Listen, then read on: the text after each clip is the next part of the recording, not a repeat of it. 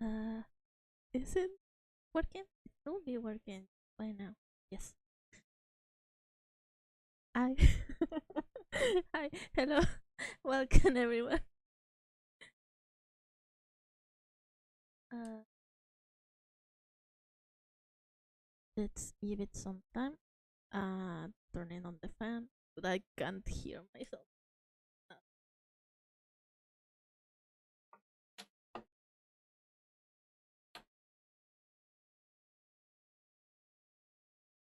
yes.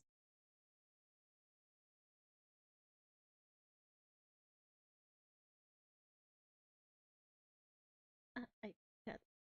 I, I'm sorry. I totally forgot. I totally yesterday. Yesterday, manager told me, like, asked me if I was like doing okay because the stream was coming, and I literally forgot that I had the stream today.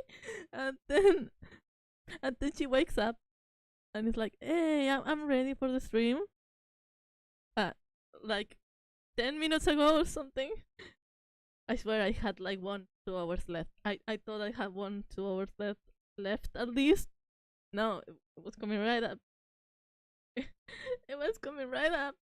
I'm so sorry. I totally forgot to prepare. I forgot I had the stream at all.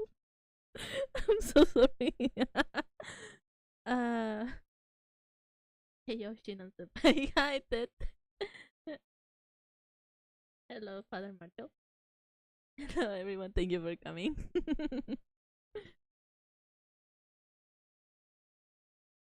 I was kind of distracted.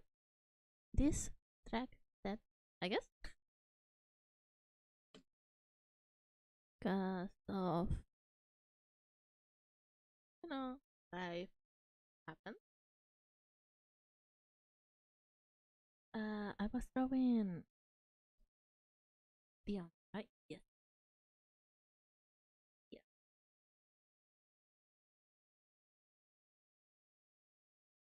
Time is a wibbly wobbly ball of stuff. It do happen. Happens to the best of us. Thank you. It does. It has happened to me before so many times. Even the few times that I actually mastered like Dungeons and Dragons campaign, uh I had the bad luck that I did forget about the fact that I had to master that day. Wait, let me give a look to, is the laptop working? Because the laptop's not working. I don't want to restart right now. Oh dear, I really did not prepare. Are we going to restart every stream? Do you mind if I go and I come back really fast? Oh my goodness, I'm so sorry. I'm going to save this. Oh, it's saved. I'll have to turn everything again, but it's going to be real quick. I'll be back soon. I promise. Because I don't know where to get them or tablet work. I need to open something, but I don't know where it is. It never shows up in the.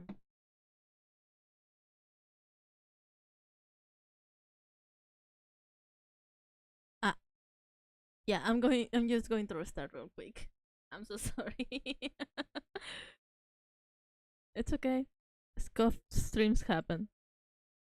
Thank you so much.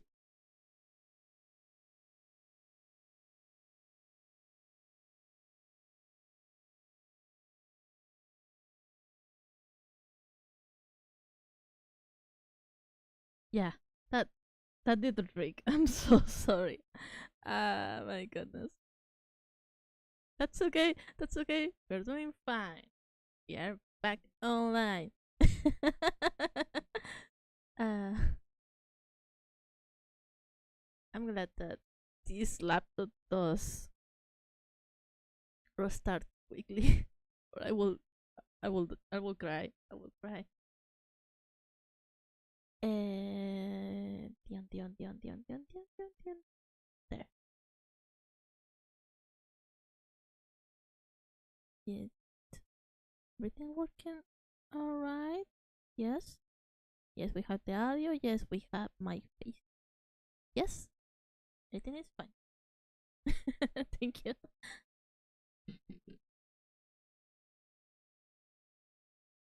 Uh, I lost the flow of what I was talking about. Um, yes, I was talking about D&D, Dungeons and Dragons. Yes, yes. Mm, at certain times that I had mastered, then I just decided to stop mastering campaigns altogether.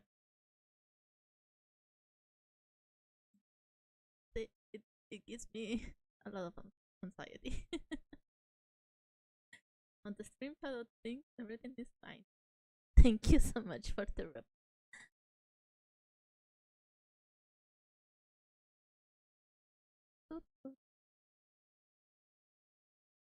Sometimes I will show up and kind of because I tend to like I'm sorry, silly. Like do a lot of world building before I plan out something like that. Half the time I can just wipe out things really quickly because I know what's happening around the players. So that's very cool at least. I wish I could have get mastering because I really like that one campaign I was working on. But uh it just couldn't be. Just couldn't. I could not handle the pressure, which is very sad. But then I took the main NPC and I made more him another character. I made him another character and then I put him on a story that I really love. So I'm very happy with that. I'm very happy that he became a proper character. Makes me very happy. There's always something to take back from the things you create for later.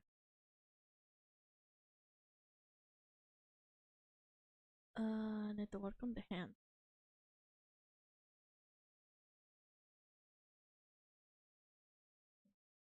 I DM. I used to. I used to. Then I stopped. I stopped DM. Now I just prefer to be a player. And to be fair, as a DM, I was kind of really like role play, story oriented, to the point that I will ignore like, well, I know the rule book of sorts. It's not exactly something you have to follow. You can do your own thing as a master. Well, I took a lot of liberties in that sense, way too much, because I care much more about the story than whatever whatever the dice says, and I prefer things to flow in a way that feels right. But sometimes following the rules is very funny. Sometimes it is great to do, but I don't do that all the time. Well, didn't do that all the time. And it can be very chaotic for a player to follow that because it can be very changing. So sometimes you aren't right. Like, I mean, aren't sure what's right, what's wrong. So I bet it must have been very uncomfortable sometimes. But at least as long as I remember, I mean, they did have fun. The little bits that we played, they did have fun. So that's what matters the most. Aside from that, um, I also did small one shots that was really short, 1 hour long one shot of um, chicken coop, which is a variety of a sort of different version of Honey Haste, which is a game about birds that have to steal honey. It's really fun. It's really great. We tend to play that with our group every holiday season. Have done like Halloween versions and Christmas versions. Really great to become chaotic. I do recommend that if you want to wipe like a really quick game with friends, Honey Haste is really fun.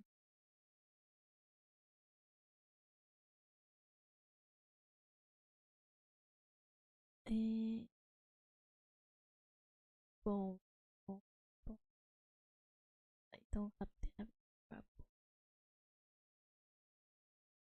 I'm doing my best here. I don't know basic anatomy. I'm so sorry.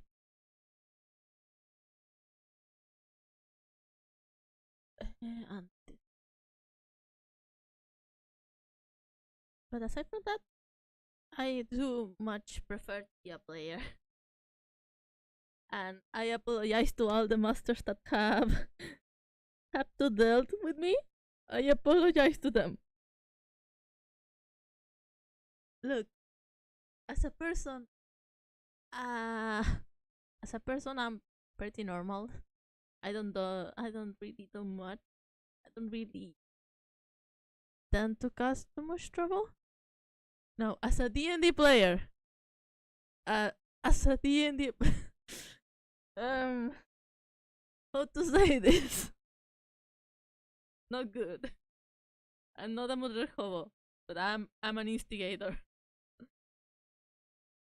We tried God of Hulu one shot. That was pretty fun. I completely read the plot and we didn't think it of it. Look, thank you for the reading the plot. That makes things so much funnier.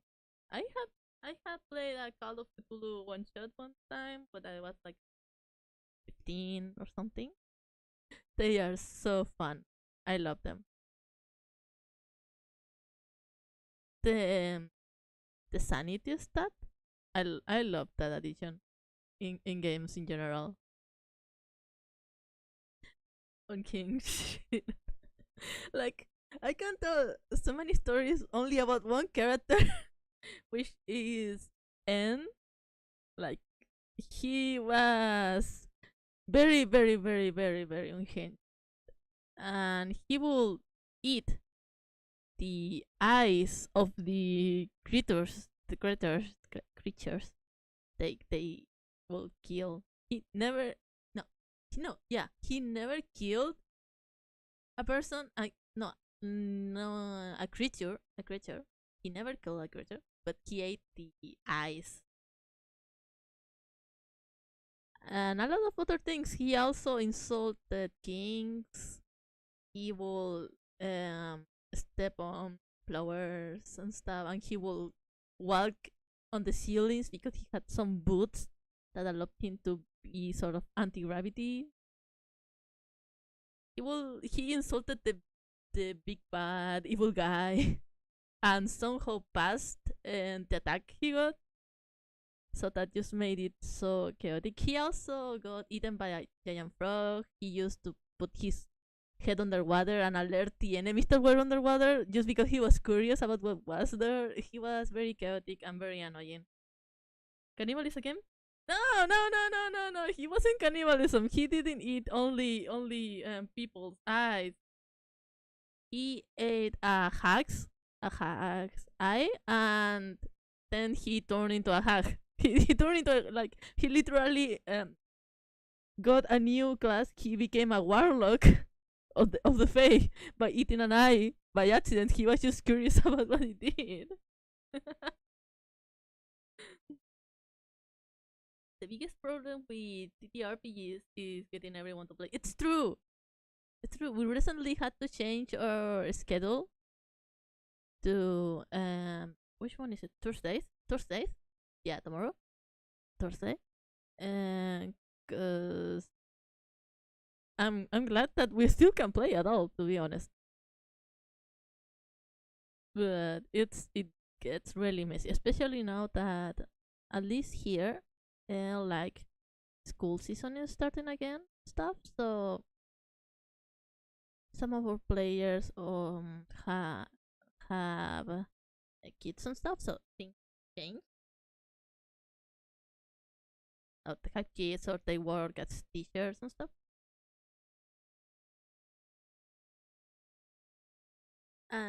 But I'm glad we can keep playing because I really like the campaign. If you saw on Twitter, I did upload a drawing of my old man. He's an old man. I play in a pirate campaign, and he met Santa. I really love him. He's very pathetic, like really pathetic. He's the comedic relief of the team. He's also the punching bag of the crew somehow. And he's also kind of trying to create a cult of sorts. Because it's like, it's an evil campaign. Okay? It's an evil campaign.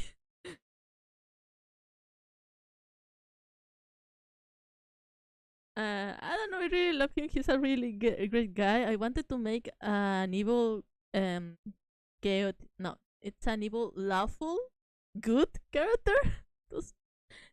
I don't know how to explain that, but he is doing things because he believes it's for the greater good, and he has a very specific set of rules that he follows. So technically, he is lawful good, but also, of course, he isn't because he, like, his main goal is to get people to suffer so they can, like, clean themselves of their crimes and then die in peace. Uh, I wanted to do that kind of twist because it's so fun and because I can't really play an evil character. I can't. It makes me feel bad. So instead, I made a good guy that happens to have really weird morals. And that's why, since everyone else is an adult criminal, he ends up as the comedic relief. And also, he looks the oldest of all of them. But they call him grandpa or old man, even though he's only what, like 48. He isn't that old. He just looks old.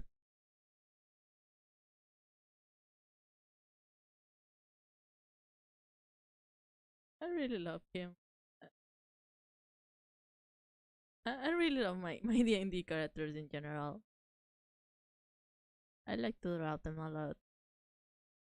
Especially N, which is the chaotic one I was talking before.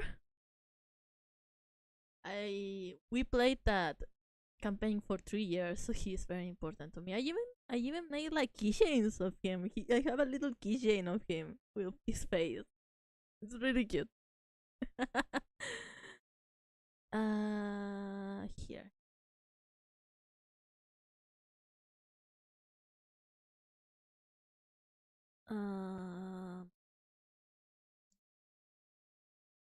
Yeah, there have been other campaigns that I played that made me realize that what I enjoy to play the most is like fair characters, like like fairy characters related to the fair. What do you say? Fair? Fair? I don't know. But you know the realm with the fairies and the hacks and everything. Cause they have the weird like sort of relation with words that it's very fun to play with. It's very fun. You can take things literal just for the fun of it, and you get to steal names and stuff. Great. So my character, the one that was from the fair, had around 7 names because he kept stealing them from people, or not stealing them, but he was like, "Will you give me that name, or can I have that name?" But instead of stealing it from them, he just decided, "Then I'm part of your family now." So he became part of their family by getting their name, and a lot of people just accepted that for some reason. He was just a silly guy. He was a silly guy. I love him. His original three names were Merlinus, Astronomina, Caraplosphere. Yeah, it was very long, and I loved it. I love him. But instead, they just call him K, because Cara, K, is very short. Or Merlin. They also call him Merlin. I just can't not have a Merlin character. I love Merlin. The folklorical, the mythological figure, I mean. I really want to play Black Crusade sometime. To have a party of backstabbers with him. Keep again each other all the time. That's what I feel right now. And I love that. It's really fun. It's really the banter and the clash of interest makes some really good drama. It's really fun. It's really great.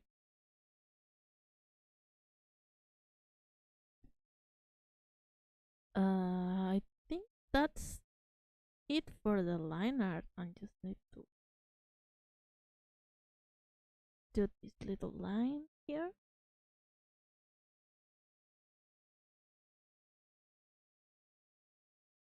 Yeah.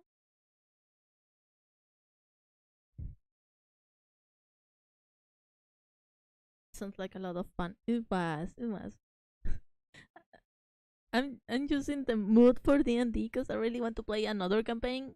I have so many characters that are waiting there to be used, you know, and just the idea of seeing them go on adventures and stuff with people, with real people that have real emotions and their own interest and stories. It's cool. If I could go with real people on an actual adventure, I would. I I legitimately would. It sounds like so much fun. But instead, I have to do with D&D, which is still wonderful. You don't get magical powers in real life.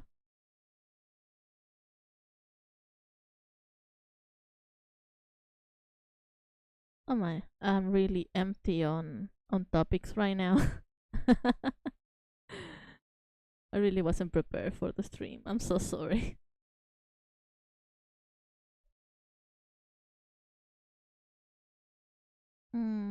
But makes me think. What other characters have been having some PR, right? You have to. Okay, that's okay. Have a good day. Thank you for showing up. Thank you for keeping me company. I'm sorry for the scuff. Have a good day.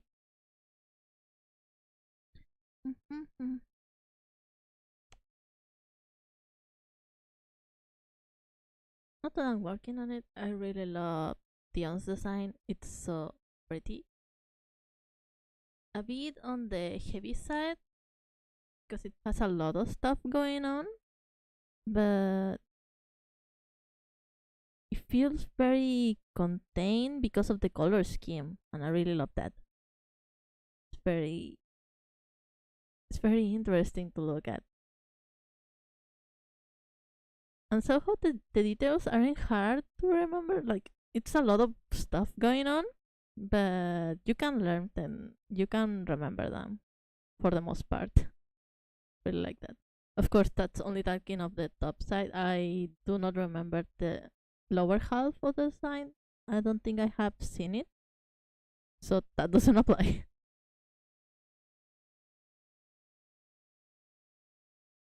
Hope to catch more of the next stream. Cheers. Thank you. See you next stream then, if possible. No need to. No need. No pressure.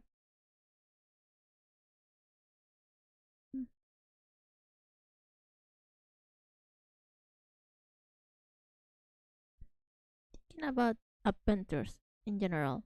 Makes me think of the many trips I have done. Makes me think of all the times I had been in places that I should not have been, actually. uh, because, for example, I'm going to talk about a very, very specific thing. But there is a flower here. There is a flower that's a sort of blue, yellow, a blue and or green shade that looks like it's made of um like candle wax or wax. Yeah. And the thing about the plant that the flower is in is that it burns, right? You know, certain plants tend to burn themselves, like literally burn, just poop. And so they only last a very limited amount of time flowering. As so seeing the flower is very special. It's very, very special. Now lately there have been a lot more, so it's more common to see them. But even then, being able to see that flower, knowing that it only really opens up like every maybe 2 3 years or so after it rained in a very desertic place that it is. It's very special, and also you can eat them. Not the flower, but the plant itself. You can eat parts of it. They say it's really great. It's like asparagus. But so I'm very special about the flower. I really like it. Long ago we had seen the flower by pure luck, and then we lost the photos of it. So what do? Every time we happen to see that flower and we can like go to it, normally everything around the road, the highway, is closed. But no one is really going to bat an eye if you enter a place just to take a picture of a flower. Yes, yes. I did not notice back then. I did not notice when I did it, but I should not have entered that place. But we got the photo of the flower, and it's so so pretty. That's I love them. I love them. Right now, I don't remember the name though. It's a flower kind of like this, sort of 3 petals, and it's like this color.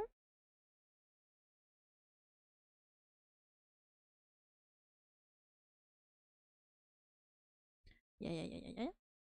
Kind of like that. And then it has a little bit of other pressure with some yellow and orange thing. Now imagine that, but it looks like it's candle wax. Really pretty, really cool.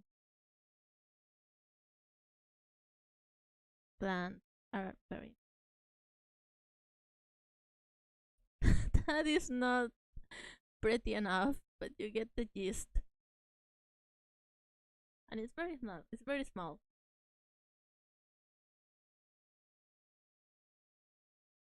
So because of that flower, I have gotten in really tricky places that I should not have been just to take a bit because it normally grows like at the edge of cliffs and stuff. Have I almost died trying to take a picture of the flower? Absolutely yes, I have. I love to climb on weird things. I'm so sorry. But I sometimes it's really worth it. It becomes a really special memory when you almost die doing something, you know. I've walked on many bridges that are train bridges, bridge, bridge, bridges.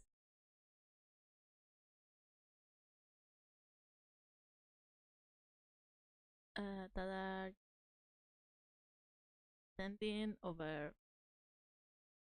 I hope you use meters because I only know meters. Over 20 meters up, and they don't have a floor. They don't have a proper floor. They only have the wood, the wood you use on train tracks. And as a child, I will walk through them, even though if I trip, I will fall 20 meters down and die. Somehow I survived, even though I was like 8 years old. Absolutely worth it though. Feels great. It feels wild. You don't fear anything after that high. Maybe I was a sort of adrenaline junkie. That's the word, right? Adrenaline junkie. Yep. I'm a very normal person, but sometimes I tend to be a little stupid.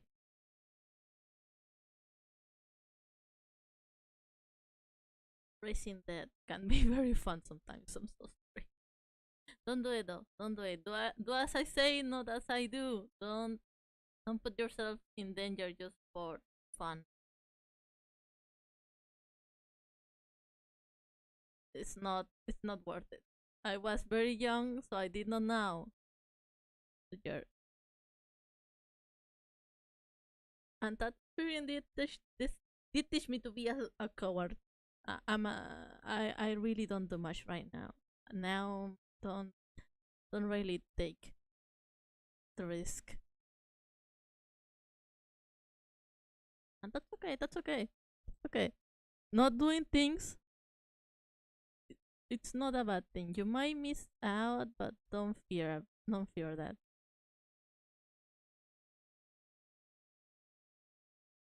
It's always good to do things safely. Warnings are there for a reason.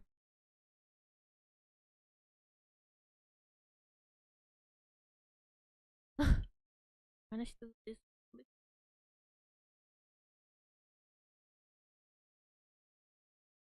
Uh,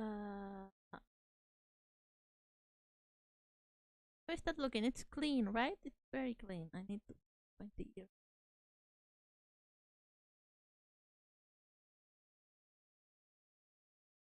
It's such a cute design. And there is Wawa. Remember?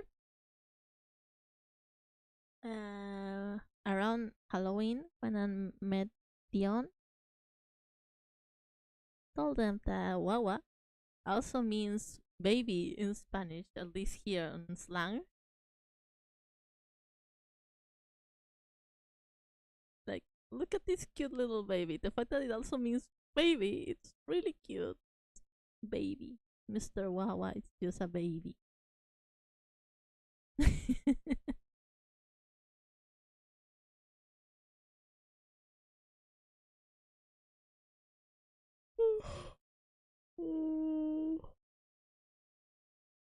Sorry. I'm sorry. I wasn't prepared. I'm tired. I'm sleepy. Oh my goodness. What a day. I have been doing a lot of stuff lately. That's why.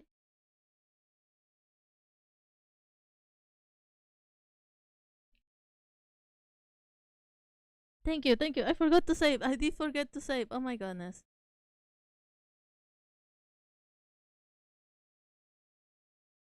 What is that? Sorry. Uh, but yes. No, I remember why I'm tired now. I remember why I'm tired. That's what I was watching anime while having lunch. You know, I was what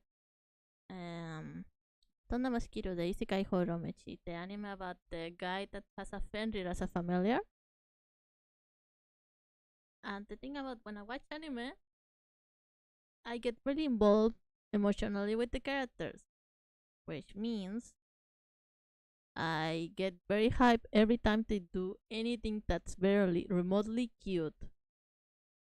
Even if it's an old tired salaryman, if they happen to just sit down and have some coffee and smile, I will go nuts. I will start waving my arms around and having to take a break because I'm so excited over how cute this old man is. Because I love seeing the characters, I love being happy. So, of course, on the Mosquito, it's a very soft isekai, very gentle, and very cute. So, I do waste a lot of energy watching it. I get very tired because I need to take a lot of time just processing anything they do. Every time I watch, for example, Tsurune, um, with the anime about Kyudo, Kyo anime about Kyudo, my favorite character there is Seiya. Is the guy with the glasses. And every time he does anything, because the animation is so pretty, I really need to take a moment and just roll around in the floor to let that emotion happen. Just get very excited over it. It's so cute. It's so wholesome. I love it. That's how I watch series half the time. Get very emotional, roll around, scream, laugh, and then become absolutely exhausted. For example, when I first discovered Laurel Meloy, which is it's a Fate anime about Waver Velvet, which is my favorite Fate character. When I discovered that you get more of him as an adult, and that he is, I don't know, so silly, he's so cute, he's so grumpy, and so adorable. I I binge watched it in one night, and I had to hold myself from screaming every time he did anything because I love him so much. Absolutely adore him.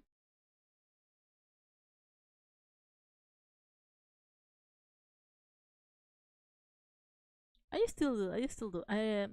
When the special came out was sadly on New Year's, 2 years ago, I think. No, 1 year ago,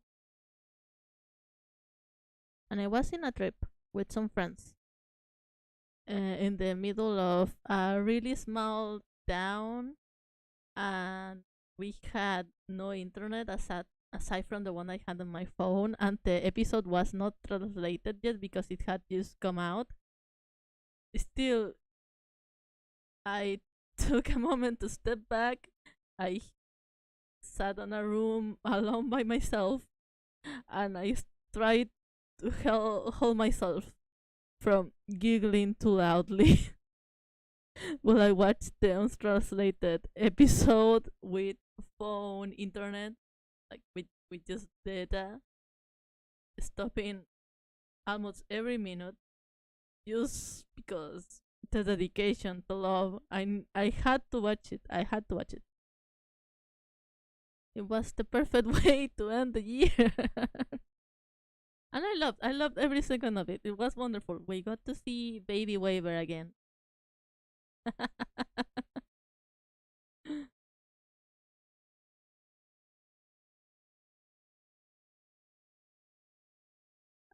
So that's why whenever I think of watch-alongs with people for a future, I don't think I could. I will feel bad for anyone that has to handle me while I watch things I'm excited about. It makes it almost impossible to watch anything. Because just love them so much. I could make so many lists of characters that make me go just giggly and make me have to pause things whenever they do anything because oh my goodness, how could you? How could you be so cute?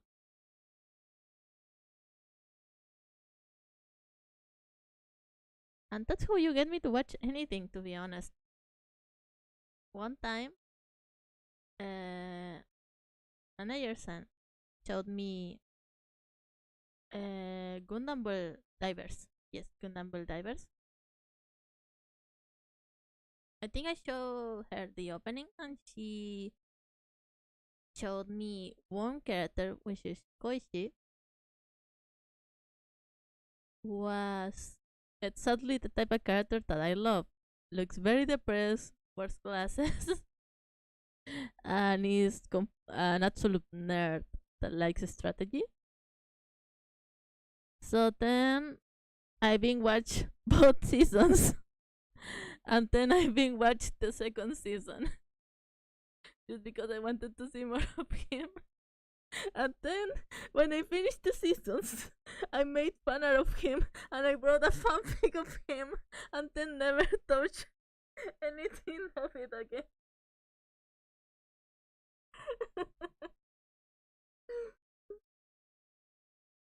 I mean, it's not like I never touched anything of again, but that's that's how it tends to be. Can't watch things normally at all. I'm so sorry. It will be fun to do a watch along one day, but I'm going to embarrass myself.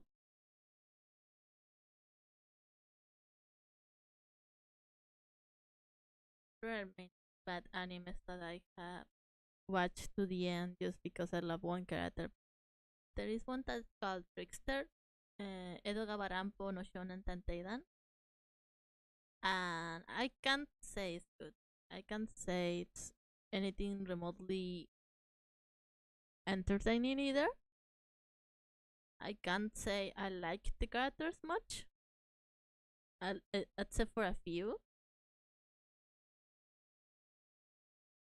But the Kobayashi in that series, he was pretty cute for some reason. So I cheered for him and I watched the whole thing just for him. Uh, it was 2 seasons, even though I really did not enjoy it, just because I wanted to see more of him.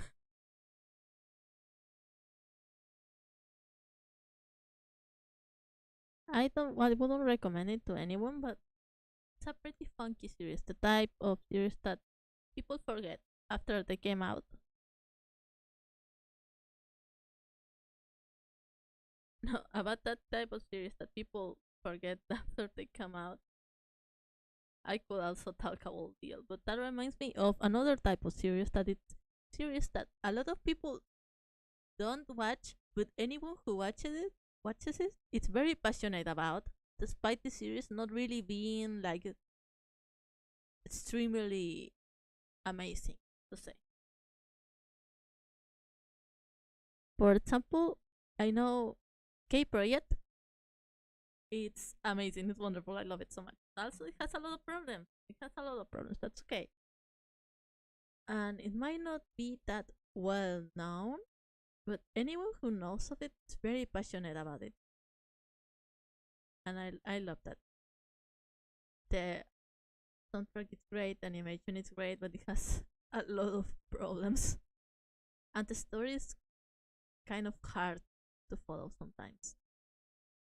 But I do recommend it if you like pretty aesthetics and that kind of fresh modern vibe that some Persona games seem to have, or a vibe like similar to Devil's Survivor 2. That summer vibe with blue screen screenscapers. Very special to say. It's a vibe that really reminds me of Mecha Kushiti Actors, which is also another series that's not well known and it's not great by all means, but anyone who knows it tends to be very passionate about it or have very heavy opinions on it. Because Kagero Project, it's a vocally series. You know what Vocaloid series are? They are series of stories told by Vocaloid songs, like um, it- um, um, um, um the Vilius Chronicles, like the saga that Daughter Evil and Servant of Evil come from, or like how Senbon Sakura is also part of a series of songs, also, or the Kotonoha project, which has Kotonoha Karma and many other songs made by different creators, also. So Kagero project was also one of those, songs made by Jin, and most of the illustrations were made either by Wanyapu or Shidu. So there are many videos and stuff. There is a novel, there is a manga. But there was a novel, I think. It already ended. And then they made the anime series, and it wasn't really good. It was made by Shaft, which tells you something about the style, but the story was kind of butchered. But even then, by then, Kagero project was already kind of ending, so there wasn't much of a flow of new fans until the anime came out, and that's why it holds a very dear place on the hearts of many fans. It was the thing that got them into the series, which is very special to almost every one of us. It also gave us more songs by then, which was amazing, to be honest. And also, it gave us a lot of new events and stuff, and showed that the fandom wasn't dead. Kagero project wasn't dead. It was wonderful, but the series itself was not good. It butchered the story very badly. So some people almost hate it to say. I'm of the opinion that it wasn't good, but I'm glad it got a lot of people into the fandom. And I'm happy to see that Konoha was voiced by Mamoru Miyano, because that was my favorite voice actor at the time. This is really, really dense anime talk. I'm so sorry. And we got to see our boys animated, of boys and girls. It was wonderful. I just wish they had taken better care of the story, because Konoha, which is my favorite character, got the short end of the stick in the whole timeline that they want. Because the story has many timelines, many timelines. It's part of the plot that it has many timelines, because they do connect sometimes, and the novel goes through them and the changes between them. It's a really soft story, even though it includes a lot of pain and death, because it holds a really important emotional value. It makes you feel like you are friends with these people. It makes you feel like their journey was also your journey. Especially because I got into it when I was like 11 years old. So they basically grew up with me.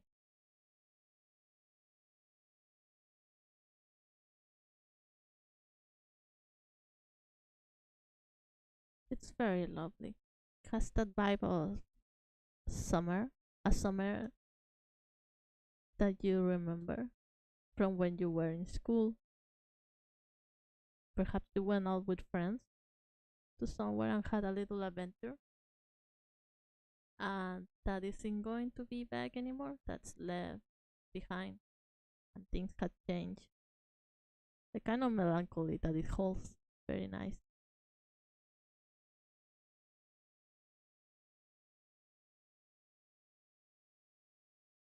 Oh, that's the color I want.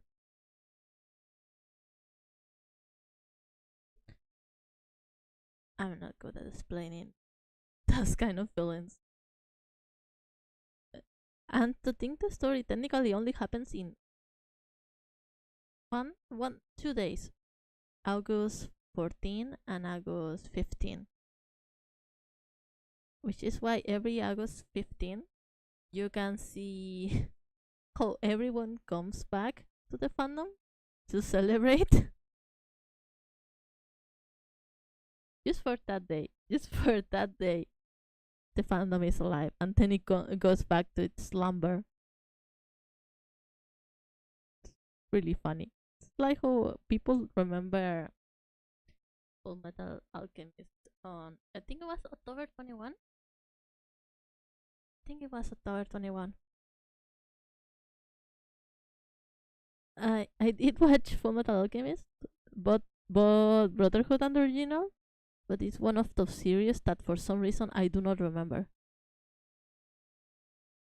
I don't, just don't, for some reason. Even though I know I watched it, it makes me feel very bad because it's a great series.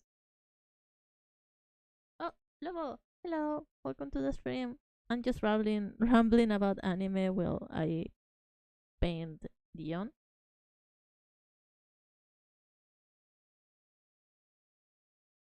Makes me wonder what other anime I have forgotten about, to be honest. I wouldn't know. I forgot them.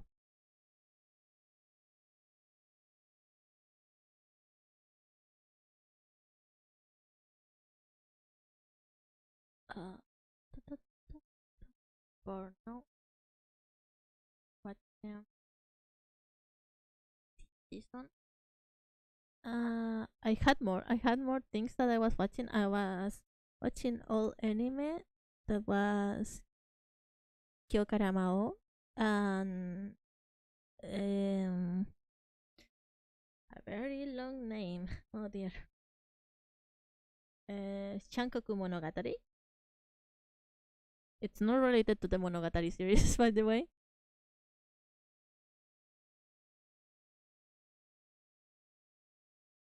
But I forgot what episode I was in because my browser closed one day by accident and I lost all my tabs, which I normally have like over 20 of them at the very least. I know it's not good for my RAM. That's why last time my computer died.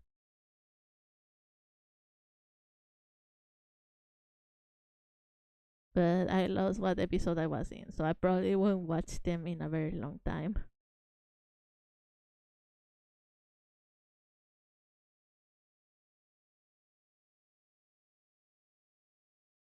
That's looking nice. That's looking nice. Now this glove also has bone, so I need to take care of that.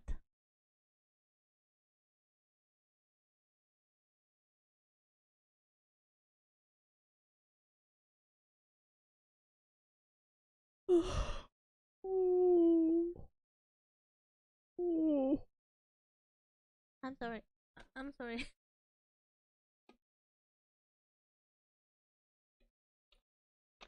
I really use all my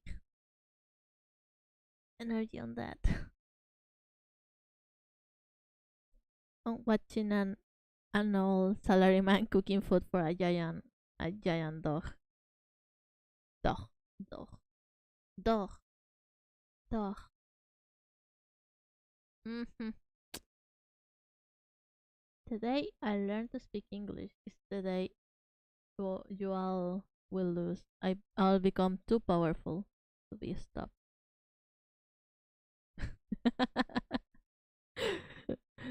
uh,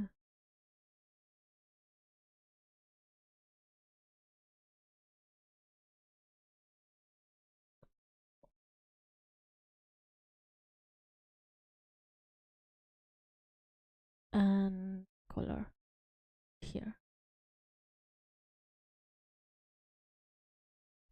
Hope we can finish this by the end. What's your week been doing for you so far? Better than the last 2 weeks. Way better than the last 2 weeks. I've been doing my shifts on the Red Cross lately, been having a lot of fun just spending all my day organizing meds, just shelves and shelves of just boxes of meds instead of interacting with people. And next week we are going to have a little class to learn how to monitor blood pressure. So that's going to be nice. Aside from that, I'm getting ready for so many things. Work starting. Oh no. And work always makes me very anxious. It makes me very anxious because I have to use my head. I have to use my empty, very empty, useless brain to think. Animation is very exhausting. And I'm not a fan of thinking, you know? I don't like thinking. It's exhausting. I'm just a little guy, you know? You know? Of course. It gets very exhausting to use my little useless brain sometimes.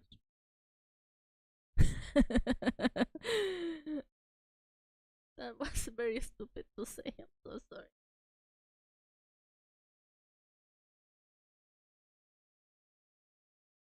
But no, yeah. Animation sometimes scares me. But it's only rig animation. Because the tools, I'm not used to them. I'm used to animating by hand, but not professionally.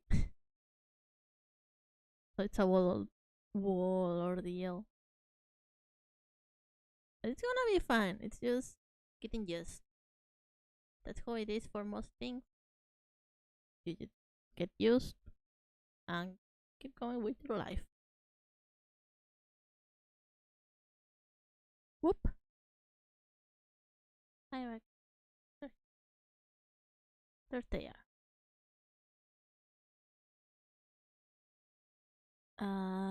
White. White.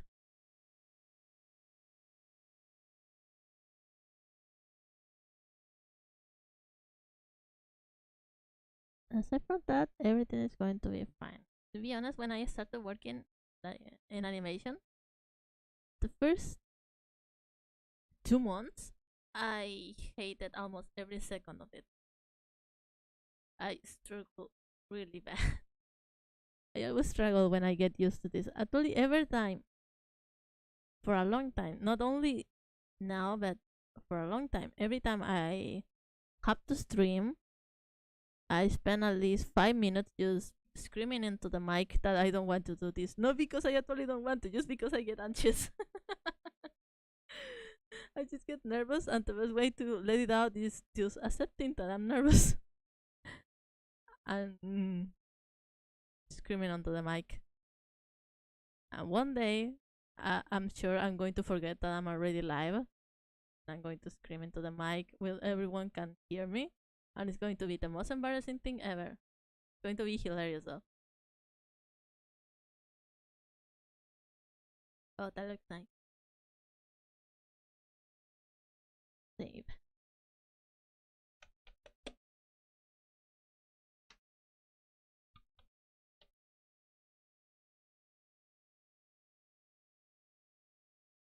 But thinking about things like, oh, what's going to happen later?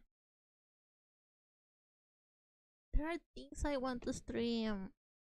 There are so many things I want to stream. And then I feel just like, art is the easiest thing. I have a list. I have a list. And nine, two, two, like four episodes more. Just streaming this drawing. These ones.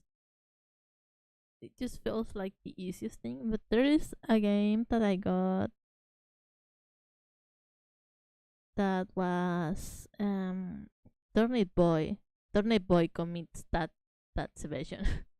I really want to try it. It looks absolutely adorable and right up my alley. Isn't the name hilarious? There is going to be a sequel to that. Turnip Boy robs a bank. What a move! What a move! They also have Subnautica, but I know that a lot of people have thalassophobia, this fear of the deep sea. So I do want to think that one through first. But I love the deep ocean. I love those silly little critters that could eat me with not a thought. It's great. When you get things like the Leviathan that you can find in the very very very very deep parts of the sea, that I absolutely adore them. Just all those mysteries and weird creatures that you can find. Amazing, wonderful. I love reading about the Mariana Trench and all those, to call them monstrosities, but I mean it in a really good way. It's wonderful. Just like I like to read about the things that you can find on deep caves and that kind of underground tips places. And so far, there have been a lot of small things that you can find, like fungus, mold, and stuff. Not actual creatures like one might think. Nothing hellish down there. Just your real enemies when you are down there is it's the rain, yourself, and rocks. And well, not only rain, any type of water, and of course, random chemicals, but mostly rain. And that any time of moisture becomes really, really dangerous down there.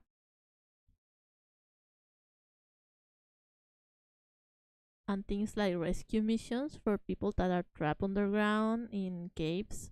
In cave systems, not any mines work very differently than cave systems. And it is very painful to see. Why? It is a way to go, to say the least. It is a way to go. And I wish them all some peace. But I'm glad that also, well, at least to me, it sounds terrifying. I do think that one of the best way to go is doing something that you love. But I think we shouldn't touch that topic. That is very heavy. I'm so sorry. Yes, games. Let me think of other games that I want to try. I, I know that I sure want to do something. I have Mayotri. It's a little trivia game about nerd topics. Things like anime and movies and series and stuff. I really want to invite people to play Mayotri with me. Not like as a game show, but I love the game. I love that game so much. I love trivia games. I love answering questions. I love it. So I really want to invite people to play with me. It's not the same playing alone, especially because there are so many things that I don't know. There's so much I don't know about video games and stuff. Don't play much. I don't play much video games. I'm so sorry. So if anyone ever wants to play with me, just ask. I want to play Mayotari with people. Oh, give me a moment.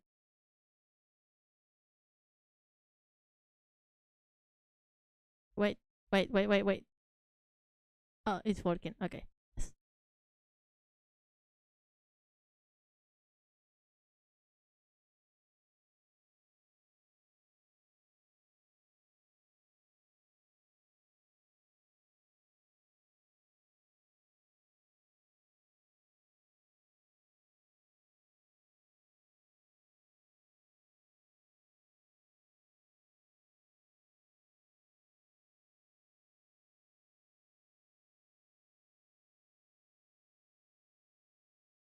Um, I had left my cat outside. Not outside, just outside my room. Not actually outside, just outside my room. So he was looking sadly into the horizon until I opened the door. I thought he was sleeping. That's why I closed the door, because I don't want to bother the rest of the house with with my rambles too. But no, he was awake. I feel so bad. But that's okay. He's here with me right now, and he's being an absolute baby. He probably thought I was mad at him or something.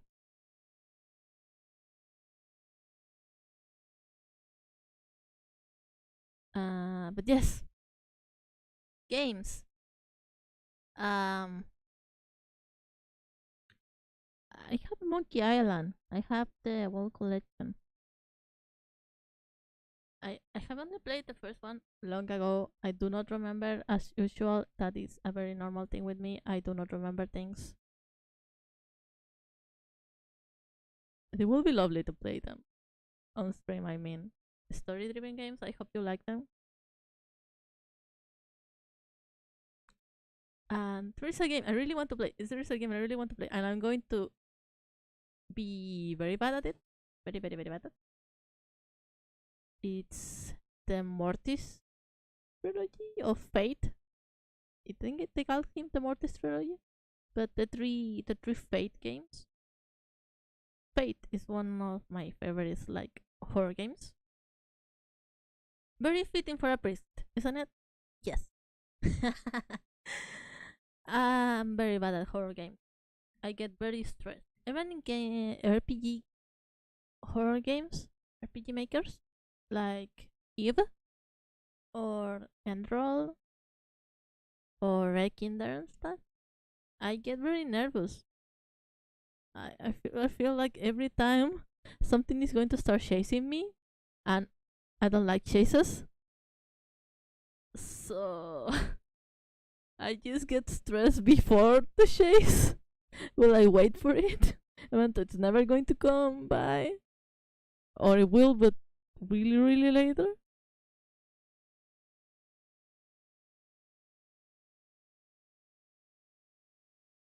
But horror games tend to have really cool stories. When I played Enroll, I think I did cry a good bit because it got me a little emotional. So I don't want to one day be able to play the Fate trilogy. The story is really cool. The animation is very cool. The aesthetic of it is amazing. I love it. And it's quite spooky. I got used to it by watching other people play it. But even then, as usual, I don't actually remember the story anymore, even though I watched it not that long ago.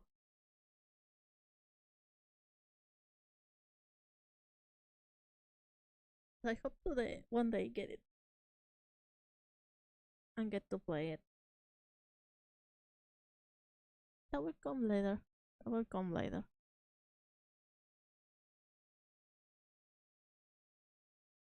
And another thing I want to do, what is a sort of a special thing for me, it's I don't know if you know of a game called S4 League, which is a three third person shooter game. An online third person shooter game. Which is very stylized, kind of very anime vibes, really cool, acrobatic, very fun. But it's kind of dead, and it has been for years now. It's a game I used to play for hours and hours on end when I was younger. So I do want to stream it in hopes that one day it will become a little more popular again, so that I have more people to play it with. It's not fun to just play the same three maps and modes all the time. And not even three, it's like one. They only play one version of it. Gets very boring. Cause I never like that one. I don't like being limited by that. Galactica, Galactica, Galactica, Galactic cake, Galactic cake. Ah, oh, Galactic cake. Yes, yes, yes. I was trying to read it like as Galactica cake. It's Galactic cake. I am sorry. Don't worry. It's okay. After all, it's just painting and rambling. Okay. Just talking about another game that I like, which is S4 League. Oh, Azure. Azure. Is it Azure? Azure? Azure? Can I say Azure? Azure? Or is it Azure? Well, I will wait for confirmation of that. But yes.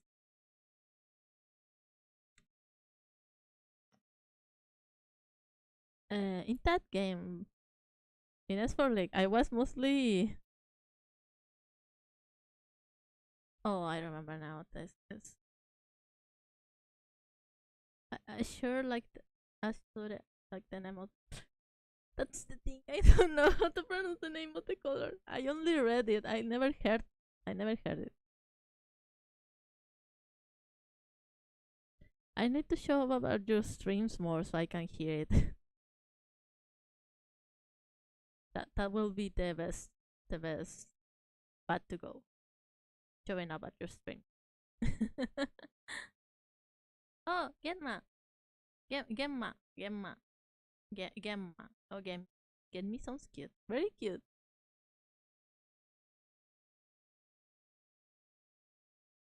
It sounds very cute. I like it.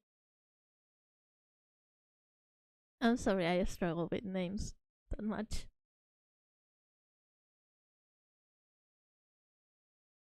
I will learn though. I will learn. I promise I will learn.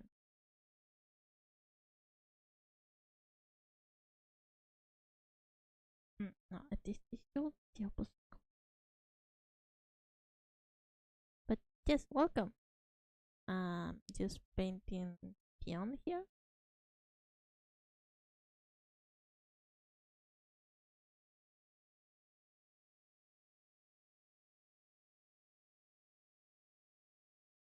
Names are cool. They are, but they are still part of the identity of that person. So it's important to learn how to pronounce them. It's part of respecting that person. So I want to learn how to say the name. Oh, how you been today? I forgot I had the stream today. And then when I opened the stream, my tablet wasn't working, so I had to restart. That was very fun. I mean, literally, I think it was very silly. I don't really suffer that much. I feel it's bad for people who have to wait for me, but I don't think it's just. I will get use of it later. But I totally forgot that I had stream, and I was watching anime before, and I got very excited because I love the characters. So now I already wasted all my energy, and I'm low key wanting to go to sleep, but also not. That kind of vibe. Hey, I use words that are very hip with the kids. Vibe and low key.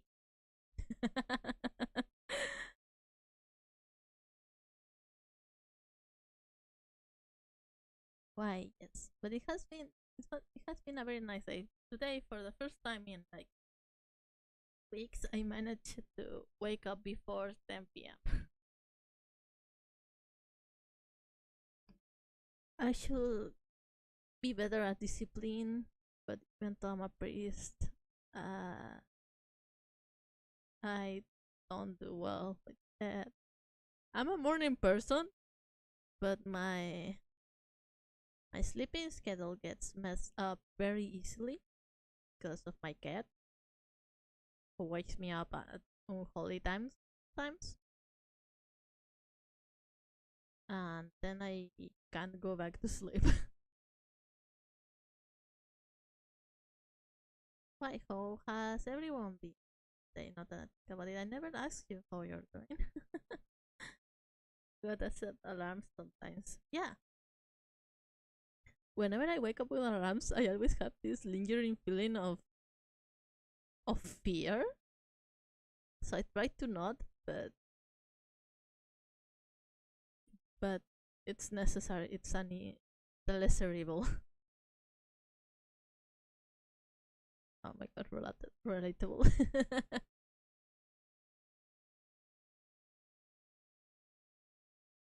I have two cats and the one. Yeah, I saw that you had the new kitten. I hope it goes well with the commission so you can take care of it.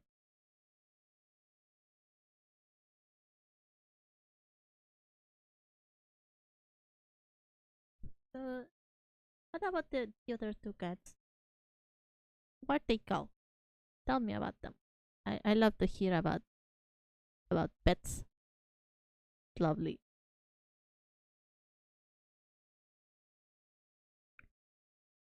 Let me do a little save. Um, Father.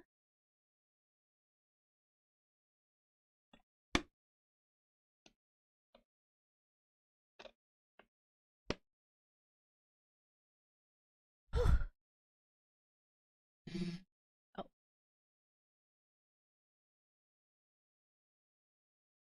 Newton has made a mess. Places you should not. It happens. They are still babies, but it's normal. So it gets so dangerous. That's the thing with cats. You have a good silence and a bad silence. A silence of oh they are doing something bad. And there is the silence of comfort when you know they are sleeping or something. Just like having a kid in that sense.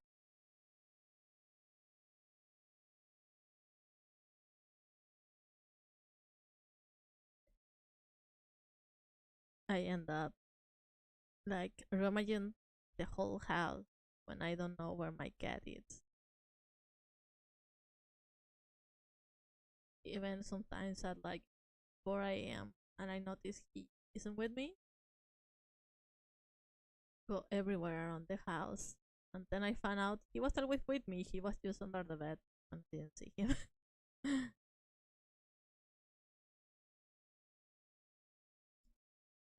Bone, bone,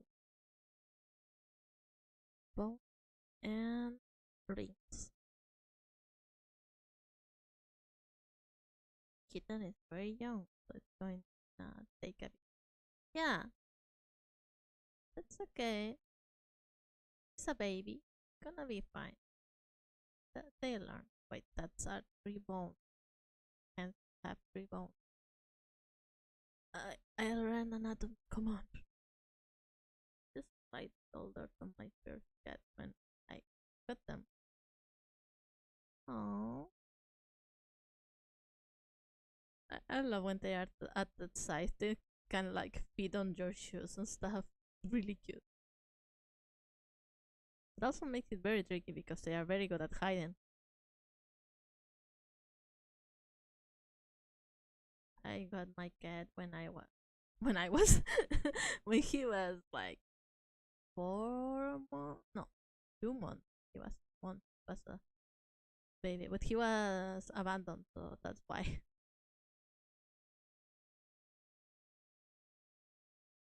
he was so small. He was like, if you seen that Twitter post that is like his cat is 2 sauces tall and then 3 sauces tall, like 3 McDonald's sachets. I think my cat was 2 sauces long when I got here, and now he's a big boy. Well, he isn't exactly a big boy. Used to be very fat, very fat before, because the food I gave him wasn't the best, because I didn't have much money back then. Well, I did, but I didn't know that much, and I gave him the food that my parents and my guardians got the other cats. But then I researched, got him proper food, and now he's very healthy. So I'm glad for that. I will say that and have a black cat. That'd be impossible to find. I'm going to have a black cat. Good luck to you. I do recommend giving them a sort of glow in the dark color if you can, so they are easier to find. My guardians used to have a black cat that will hide under the bed to scare them, and it was almost impossible to see. So he will hide on the closets and stuff. So she will often get trapped because, of course, you couldn't see her. So you didn't know that she was there. And she was waiting to scare you. So that was funny. uh, and that is a regular hand. Okay.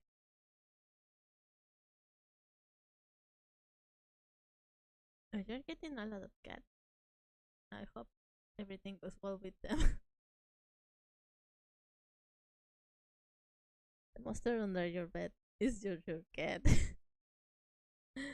And they attack your arms and your legs when you are sleeping. To be fair, if you died, both your cat and the monster under the bed will probably eat you in if they are hungry. Why do I always have to talk about eating people? Oh my goodness. Add that to the counter. Add that one to the counter of I have not done illegal things. Oh.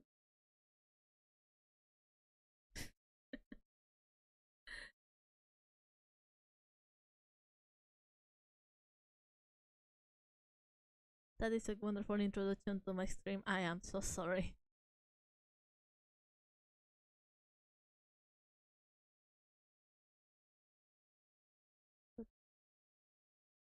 Drinks. Drinks.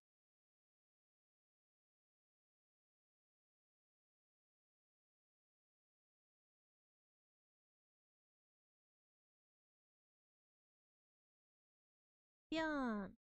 Hello there. And I was finishing with you.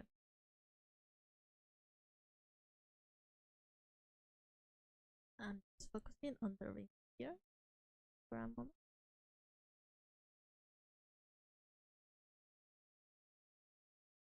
I hope it's on the full hand or I'll have to delete them.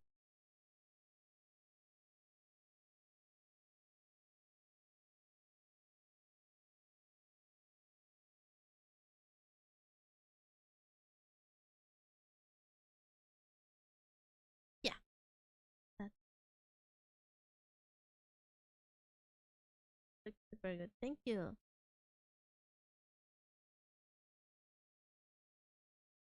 I'm having a lot of fun actually painting it. I love the color scheme. Well, lilac is one of my favorite colors, so I'm having a blast here. It's a very soft color. Well, I did tell last time about how it was quite a melancholic, nostalgic color, since it has both passion of the more red colors and relaxation of more on sadness of the more blue colors, but not all reds and not all either. Blue can also be very oppressing and very strong, very absolute, and reds can also be very gentle. Fine, they like it. It is very passionate. Purples in general can have a very strong duality, but that's me just loving them. This whole ordeal about purple being related to pain in the Christian tradition.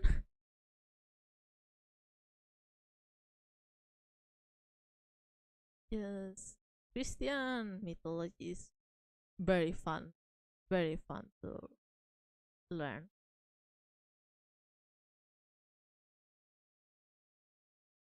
So sometimes I do show up to mass just to have a good time to say.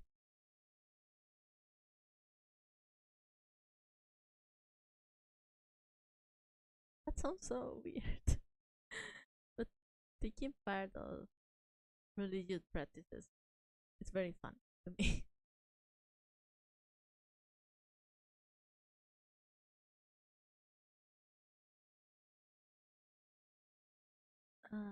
Right?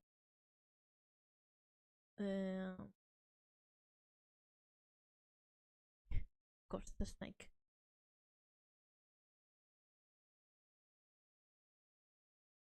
And of course, there is also the irony of purple being a very expensive color, so only like royalty could afford it. So this makes for a very nice irony. Really interesting.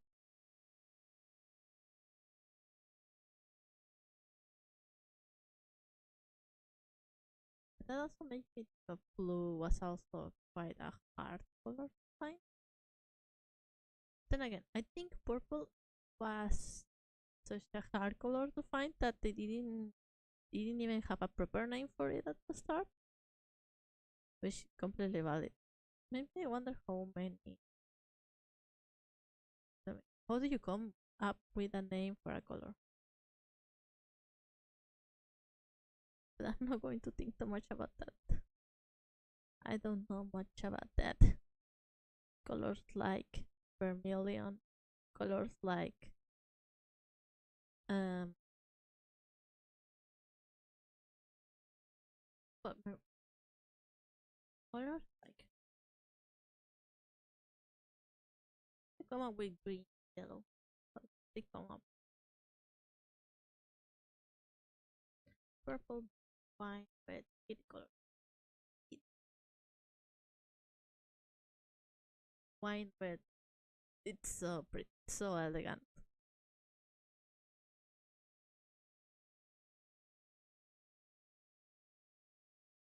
I think we do call that one in Spanish Burdeo, which also sounds pretty cool. If it's the same color, I think so. Because there are colors like cyan and magenta. How do you come up with names like that? And they do get complicated to translate sometimes. I mean, cyan and magenta, just say cyan and magenta in Spanish. But vermilion, I don't really know the translation. Or azure, azure. I also don't know the translation of.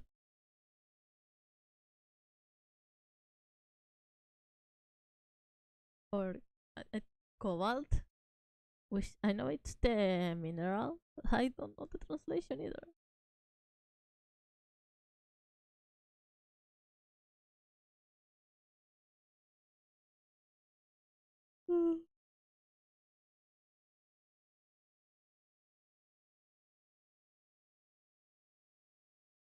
And one here.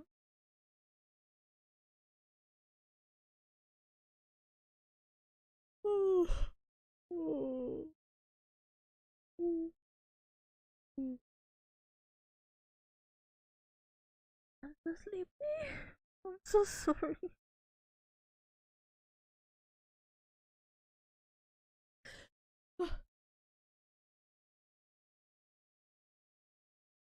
That's what I get for waking up early.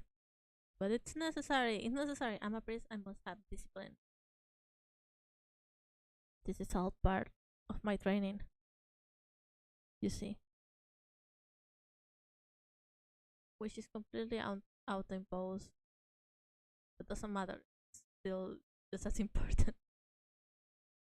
Sleepy day. It is. It's also quite hot. Today is quite hot. Even though I have my fan on and I just had lunch. That everything you says take a nap. Everything says take a nap. Wish I could, but I don't want to.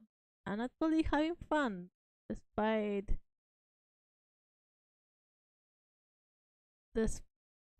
how sleepy I am and my brain not catching up as much. I'm actually having fun.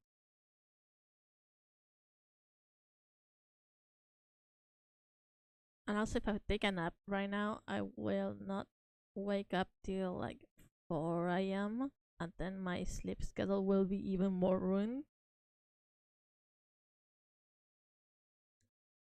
I don't work at night. I can't work at night, so I need to be awake in the mornings.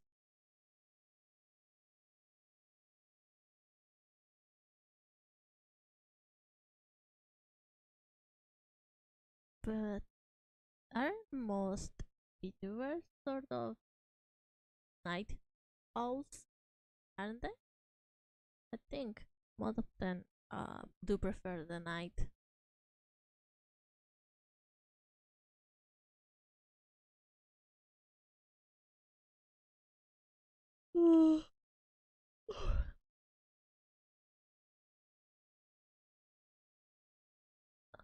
More red than no, just a little bit. No, like that. Okay. Cute, very cute.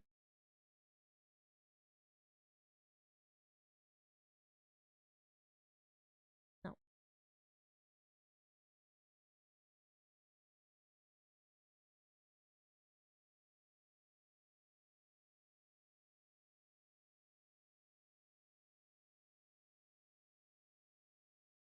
sort of.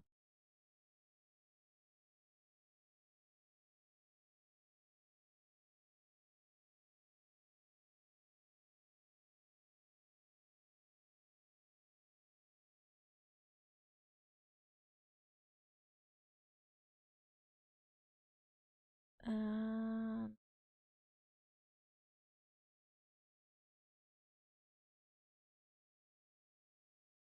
or no,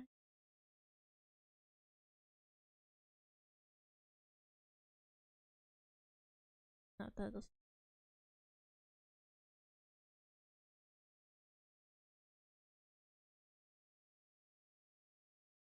Sorry, I just started like focusing on the colors.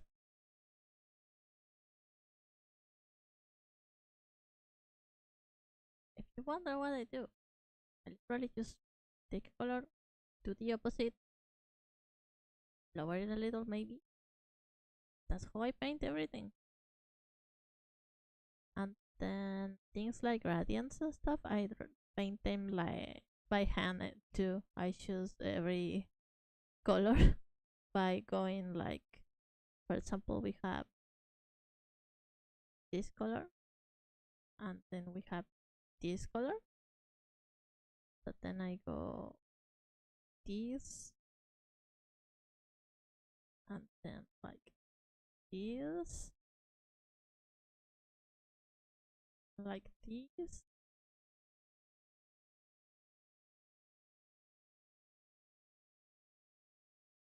and like this, or something. I did that like that.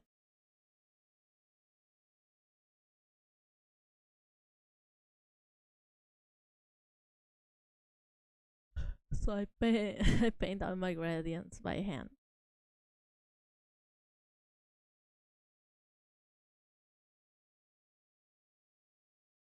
because I like using my only one brush. Very comfortable. So that's just the extra effort that it takes to be able to only use one brush. One brush. And because everything that I paint has that cel shading style, so using something like the water for a gradient doesn't look very nice. It feels combining two different styles out of nowhere. Kind of flashes.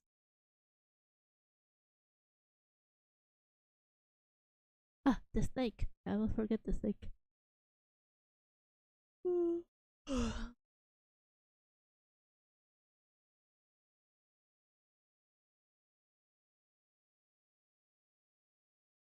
Again, this is such a cool design. I love it.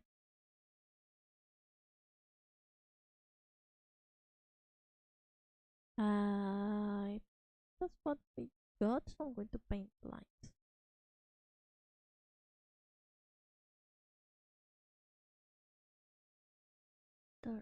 Darker, little darker.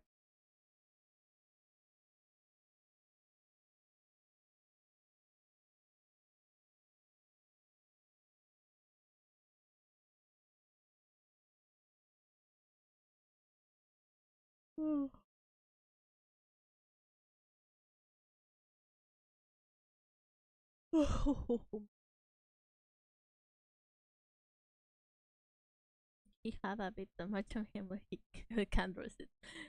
Yeah, but I like it because everything is kind of coordinated.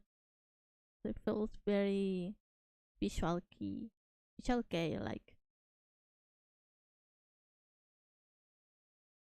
They have a lot of details in them. Yeah, it's cool. I uh, I don't do well designing characters with too much detail, so of course I do admire people who can just add things to the characters. I tend to leave my designs rather simple. I will say, of course, uh, it also depends on what they are for, but in general, they are very simple. Because, well, the characters I design are normally to be drawn over and over again in quick doodles stuff, easy designs to remember and draw. But these harder designs are lovely. I love.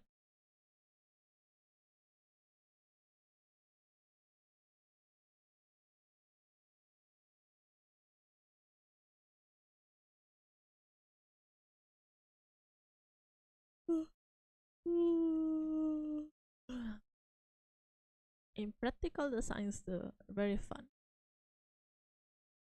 Whenever I try to design something, I always think what the things are for. Try to be aware of why they are wearing what they do. So people who just draw things full of little details for the fun of it or for other reasons, even if they are in practicals, very nice to see. Like you go, pop off.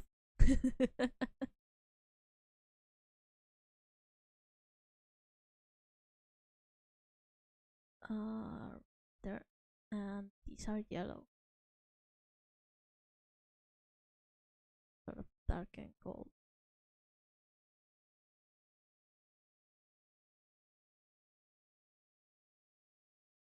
And overall, VTuber design are known to have a lot of them on them because they do have to stand out while also having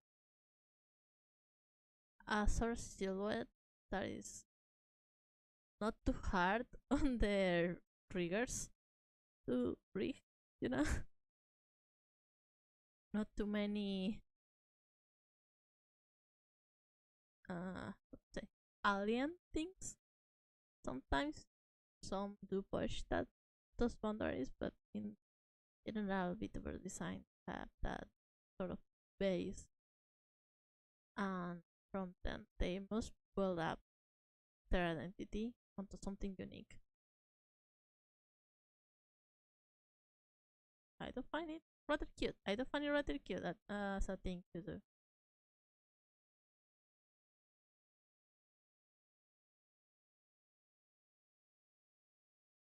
Oh, that is hair.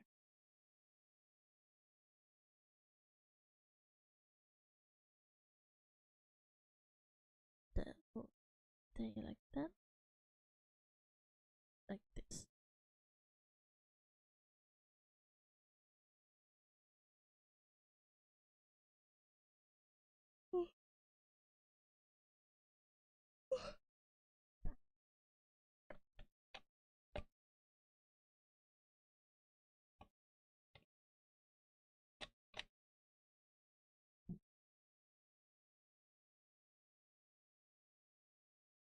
Get down here.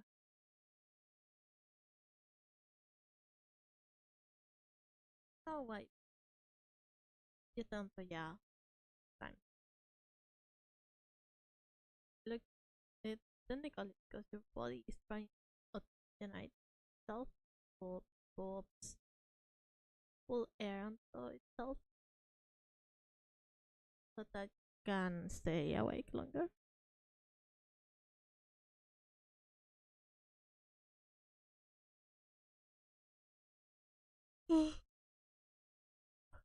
So I'm trying to stay awake longer and doing my best.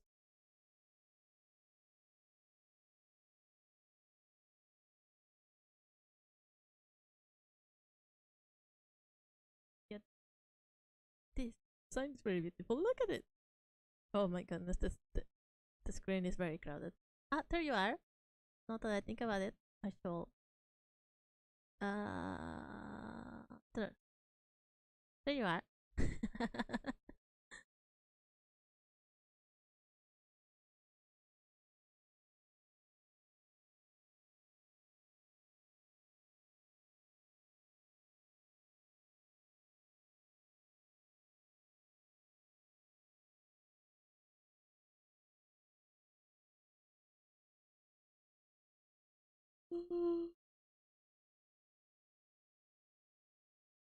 Commissions. I do have commissions always open. All right. I I do have two separate accounts because I'm quite chaotic on my art account, and I refer wait retweet. I outed myself as a Tumblr user. Oh my goodness. I retweet a lot of stuff, but I do have commissions open like on the regular, so I never get any. So I never close them, to be honest.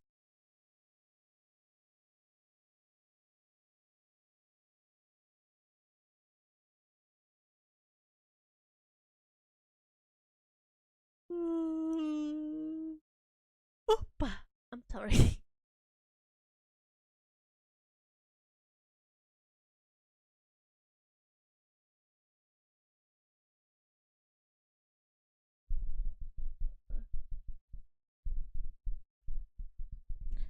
Being in a closed room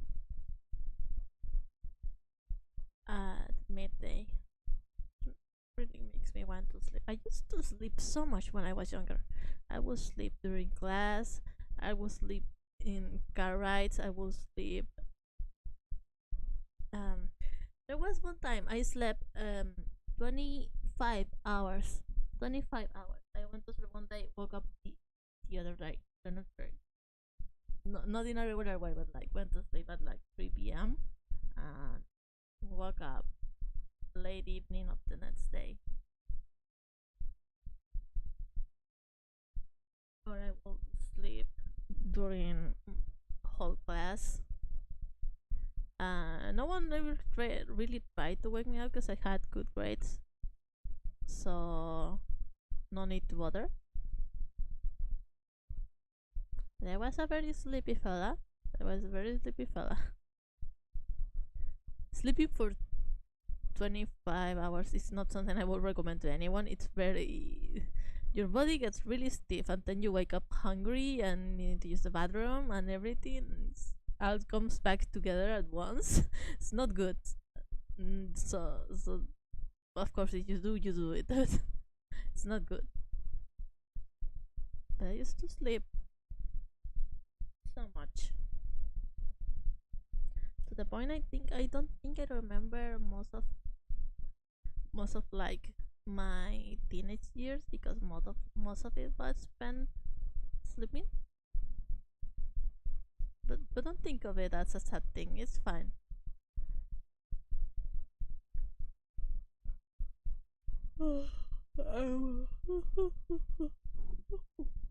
Laying in bed so relaxing. I swear. I swear. So I used to meditate. I used to meditate on the daily, as of course I should do. But not every time I try to meditate, I just fall asleep. I tried so hard to sit down and pray and think about the day and reflect, and I just fall asleep. I just fall asleep. And then when I wake up, I'm like, okay, I just woke up. I should finish what I left. So I try to meditate again. I try to pray again. And then I fall asleep again. And then I end up waking up at like 12 p.m. because I get falling asleep.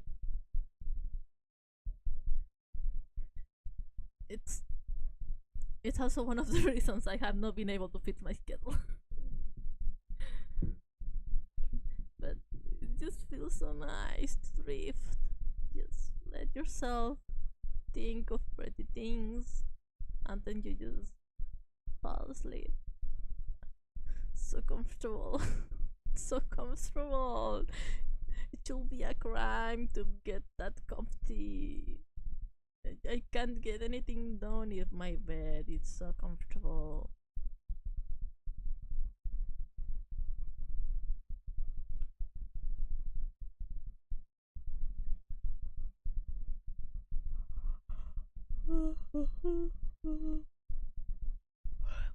I think that should be it.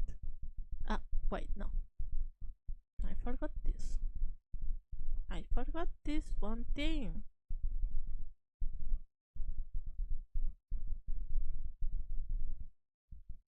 And this needs to be purple.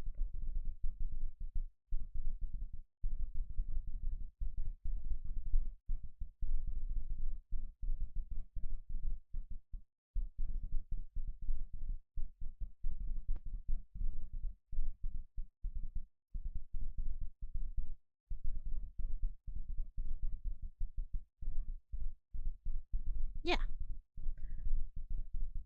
unless I'm missing something. And well, there are these that I think I should add. I probably should. Yeah, I should. Yeah, I should. I'm going to.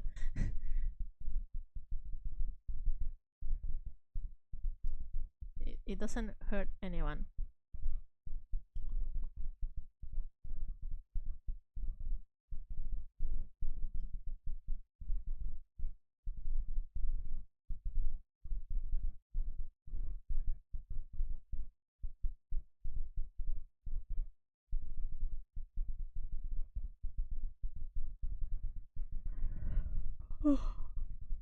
That makes me think of the many times I will fall asleep on class and no one will wake me up.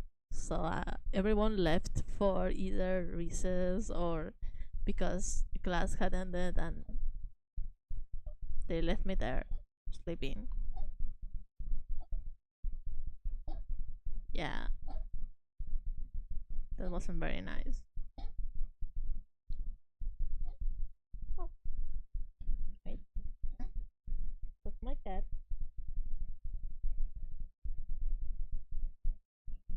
Where's my cat?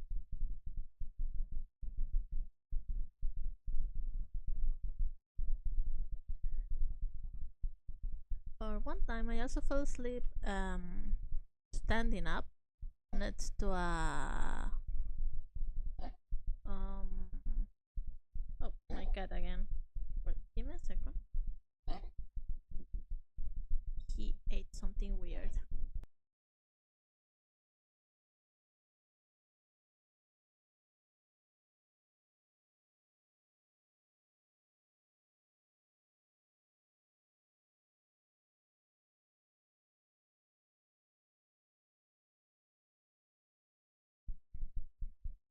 keeps trying to steal my trash. He gets onto my trash can and he keeps eating stuff. And then he wonders why he gets sick. I swear. But yes, talking about trash cans, I feel they fall asleep on next to a trash can standing, and then I fell down, and then I woke up and I was on top of the trash can in the floor. That wasn't nice. That wasn't nice. No, no, no. I think it's hilarious. Though.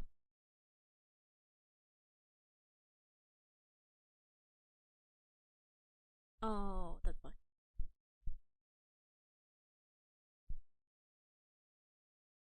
Yeah, yeah, right. He shouldn't eat trash. I give him good quality food and I give him snacks, but he still wants to. It's because he likes to lick um the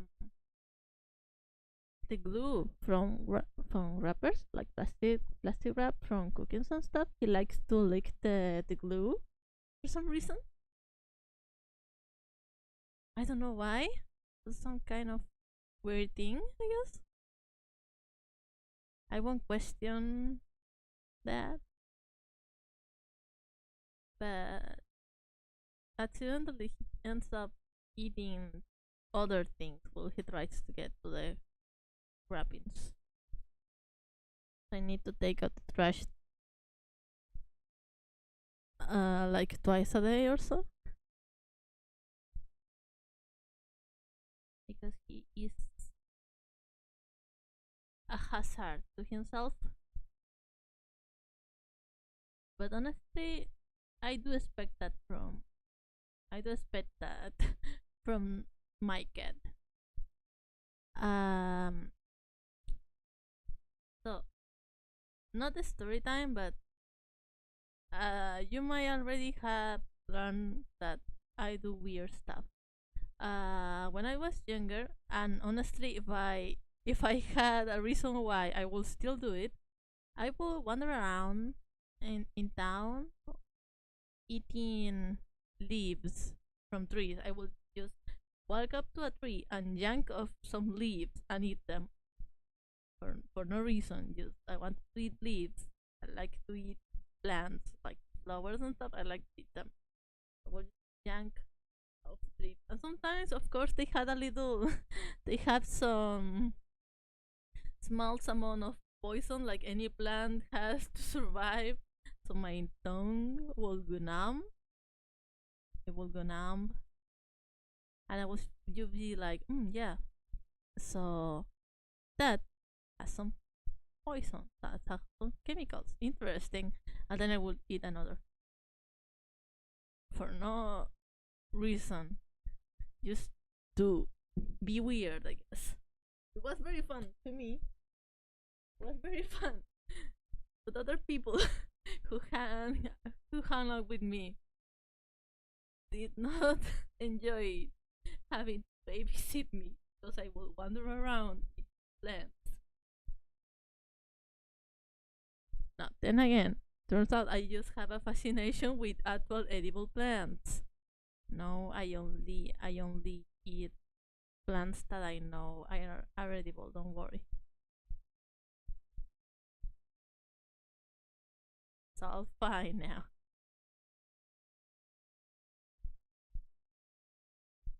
But I still get scared. I still get scared because I just pull random dandelions from the hill and eat the flowers.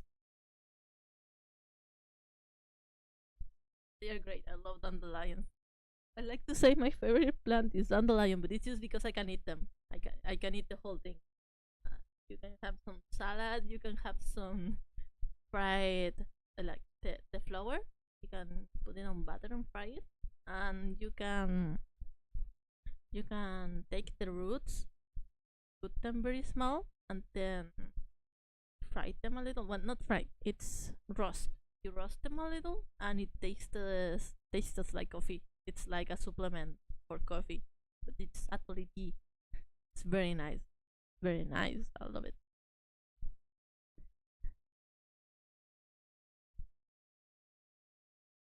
But yeah. So that's why I don't really wonder why my cat does those things, remembering that I raised him. It's normal. It's to be expected.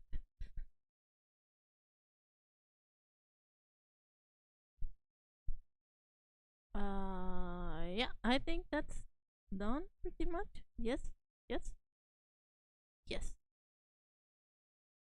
So after the stream finishes, as usual, I will um finish like the smallest cleanups, like just checking that it works like a transparent PNG. It doesn't have any unpainted parts, and then I will send it to you, like as usual. And now we continue.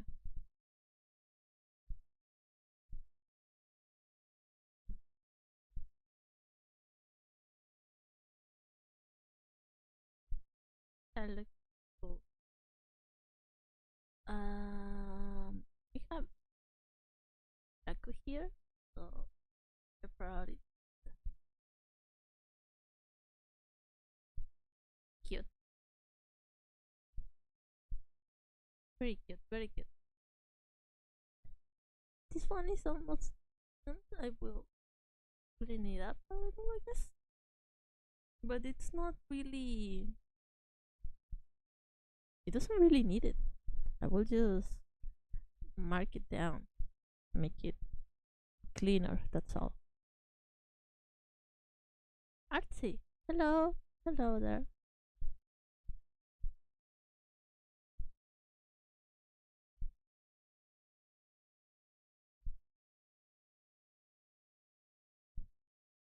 I don't even do proper line art, anyways.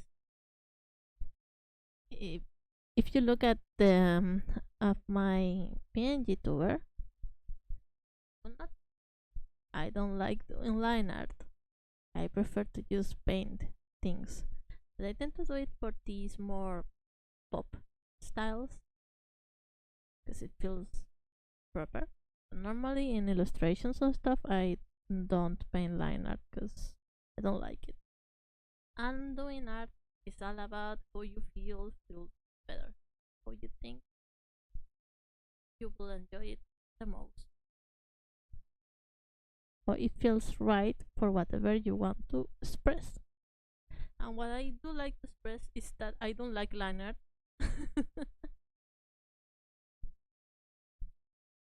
Style, thank you. I'm glad.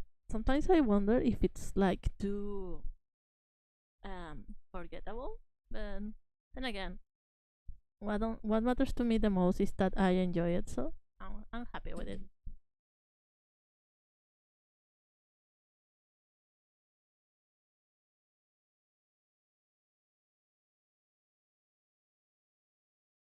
Even my journey with art has been complicated.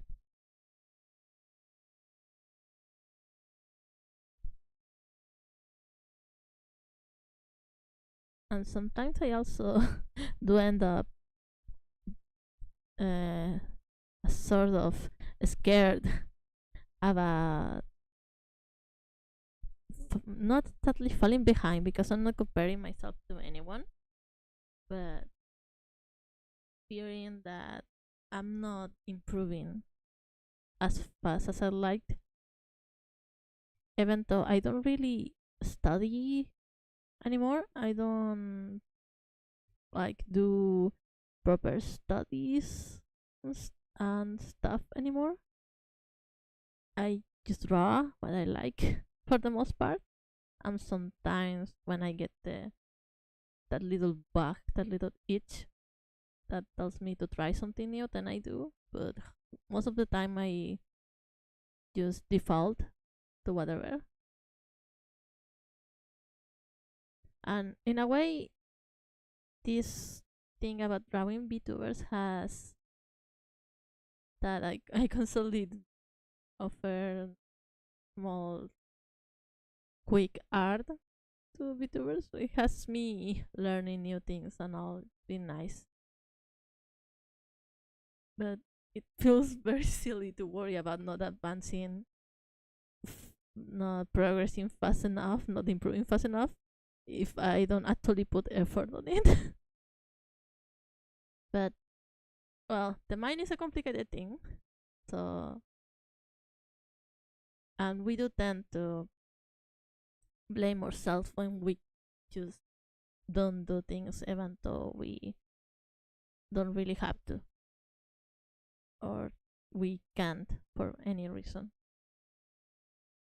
because that's how we we had been raised and told by,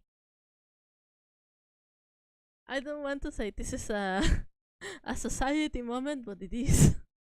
I'm so sorry. We live in a society and this society does like productivity, so it's normal to feel like you're falling behind.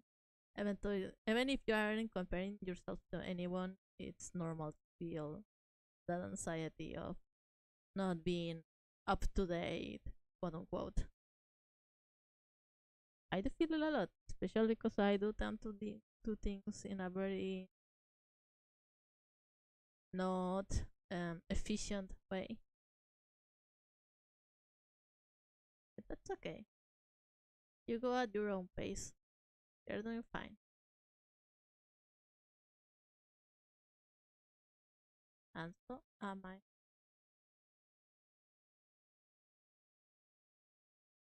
Like to remind myself that anything that I will tell someone else, I need to listen to it too.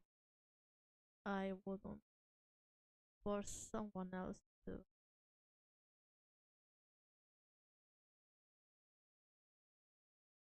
do what they don't want. If I can, wouldn't force someone else to keep pushing themselves beyond their limit or beyond their own boundaries. I try to remind myself that I'm also a person, so why should I be the exception? Of course, that doesn't always work, but it's trial and error. Trial and error. Just be kind to yourself, you know?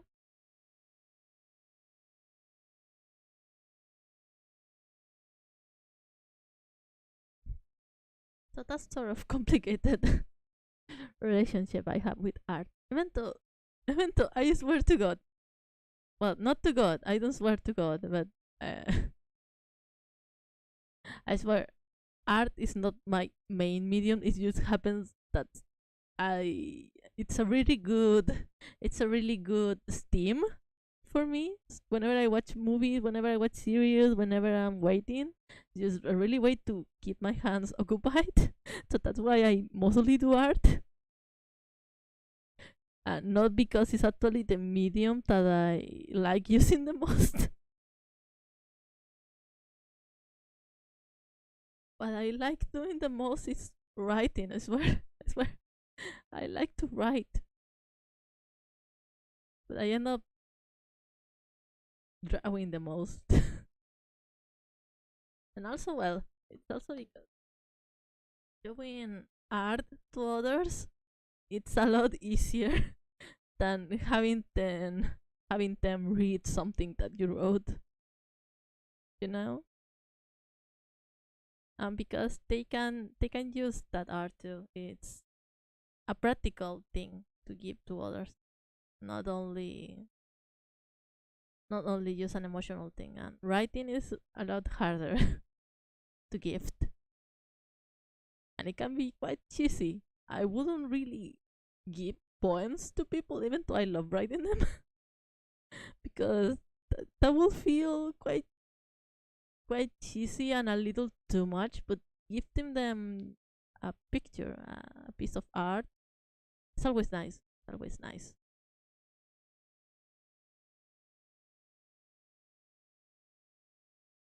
Then again,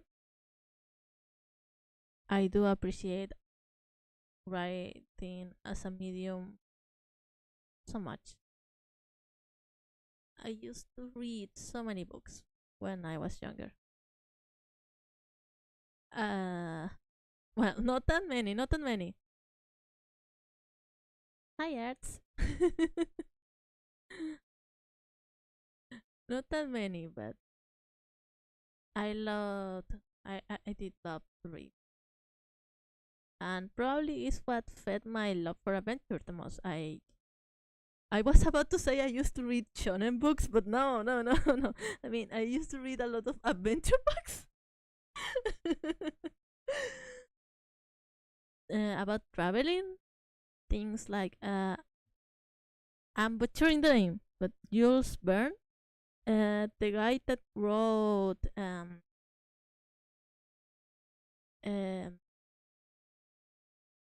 Travel to the Center of the Earth, or From the Earth to the Moon, or I think so.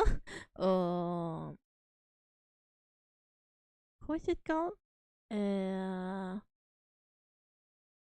the one that takes 80 days to go around the globe. I only know the name Spanish. I'm so sorry. I'm so sorry. But yes, uh, there is a little detail I still love so much about his books, that they originally were fantasy in the times that things like rockets weren't a thing.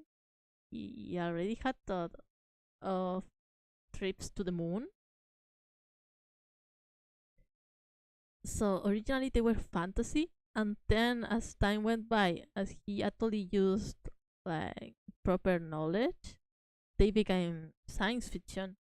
They became science fiction because they became possible then, and they realized that, and it's so cool. It's such a cool thing. I currently have an unfinished book by him. That's the Carpathian Castle.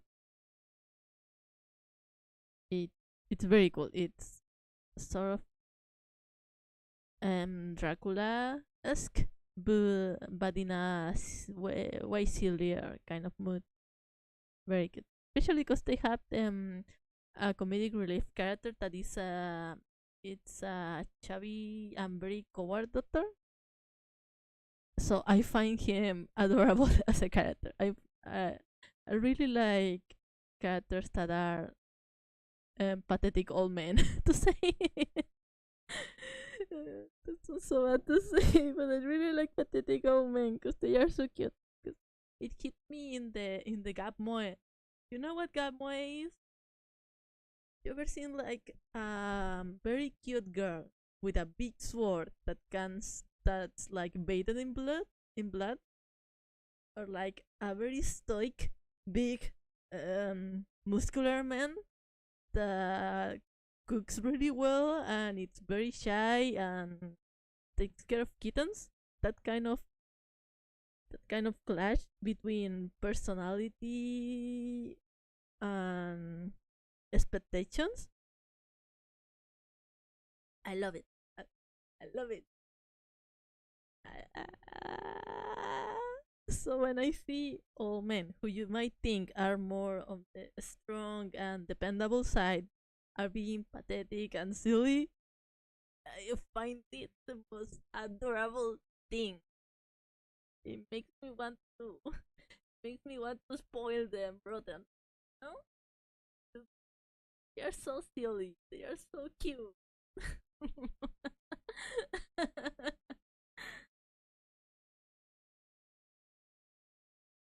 But yes, I do like books a lot.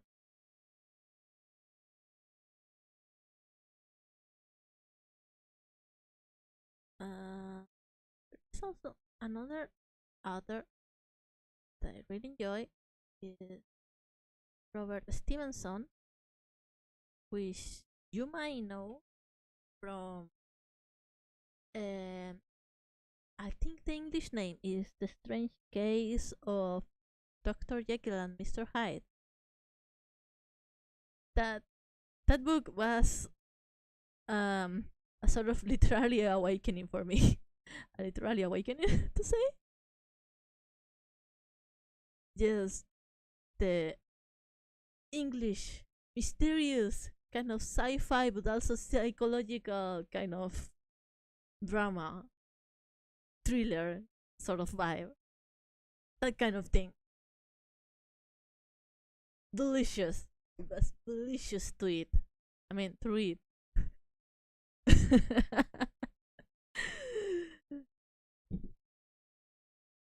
So when later on I discovered Edgar Allan Poe and I read the Telltale Heart, Telltale Heart, Telltale Heart.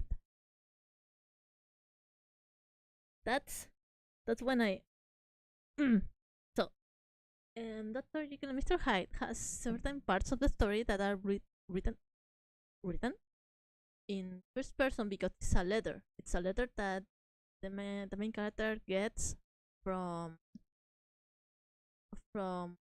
one of the victims that it was a friend of them. That was my favorite character, by the way. My favorite characters always die. And it was written in first person. And then when I read the Telltale Heart, and you get this first person account of the criminal of sorts who is clearly losing his mind, I fell in love with the sort of shock that you feel when you are getting told the story from first person, so you see the reasoning, so it looks a lot less crazy to say, a lot less nonsensical. So the characterization that you get from first person narrator, I fell in love with it. So most of my writings are in first person because of that, because I love adding the whole personalization thing and the reasoning for the main character and that kind of unreliable narrator, because the main character only knows what they know. They don't know what the other characters think, what the other characters are doing, what are their reasonings. That is super cool. That is super cool, and I love that. I adore it. I'm so sorry. But relating to that, I was going to talk about something and I forgot real quick. I forgot. Yes. When I talk about characters that I love that always die, one of my favorite characters came to mind, so I need to rant to someone about this, okay? I need someone to hear me out with this. Please listen to my TED Talk. Have you read Frankenstein? Or the modern Prometheus? Have you read Frankenstein? Or do you know anything about it? I will assume yes. Okay. Victor, my beloved Victor, that very, very, very questionable man, had a friend. Okay? He had a friend. Henry, my most beloved. Henry was the most absolutely soft baby. He did nothing wrong. All he did was being supportive and calling out Victor when he found out that he was doing kind of weird things. All he did was being supportive and being adorable and being so kind. And what did he get? He got spoiler alert. Spoiler alert from a really old book. He died. He got killed by the poor monster. Like I don't blame the monster. He was doing what he could, and honestly, Victor was really mean and literally abandoned his child. Like, bruh. But Henry did nothing wrong. Oh my god. He was a good man. He was way too good for Victor, indeed. He was way too kind. What did he get? He got murdered. I'm still not over it, and I will never be over it because why? Why? He did not deserve it. I will never forgive Victor for that. I blame it on Victor because he got into trouble. He got into that. He's being chased by the monster that's basically the representation of all the regrets of investigations and his knowledge. Good for him. If his um cousin lover person died, that's on him. It was awful, but that's on him. Henry did nothing wrong. Henry, Henry was a good boy, and I will forever suffer over that. I will never get over it. you know. Uh, Thank you for coming to my TED talk. uh, I want justice for him. I want justice for him. He truly did nothing wrong. He just paid the price for being a good friend. Oh my god. Completely unfair. Completely unfair. Absolutely painful. That is a wound that I will carry forever. uh, just like the the doctor that died in, well, spoiler alert again. I think it was Dr. Lane. It was something with Lay, but the one that died in that Georgia called Mr. Hyde, I also loved him very much. He was also very cute and very soft and just a good friend. Why is always the softies and the good people that have to die first in books? Why? When I already got attached to them.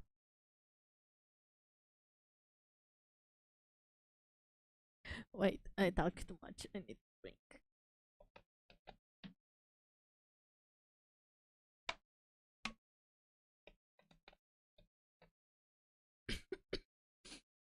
And that also makes me think. Not that I think about it, most of the characters that I love tend to be academics or doctors or professors. So related to that, I hope you like puzzles, because there is no way I'm not going to play Professor Layton on stream. There is no way I'm not going to. That is my favorite game series of all time. Absolutely.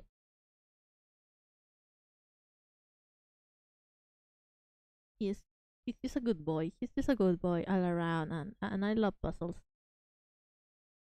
And did you see that Level 5 did announce that they are going to make another game. They are making another game.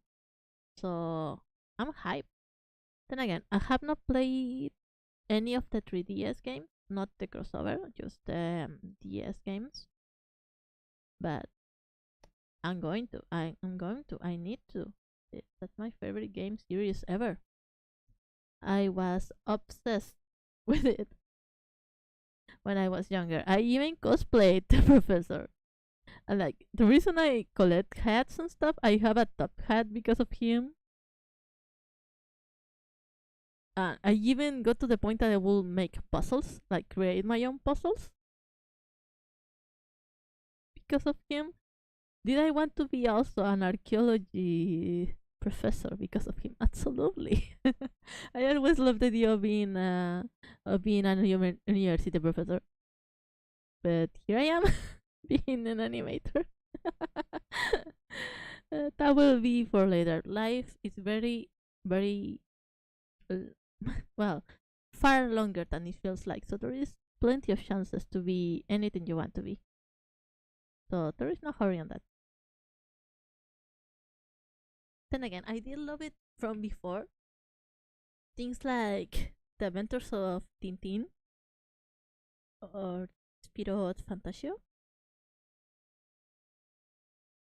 Stories like that.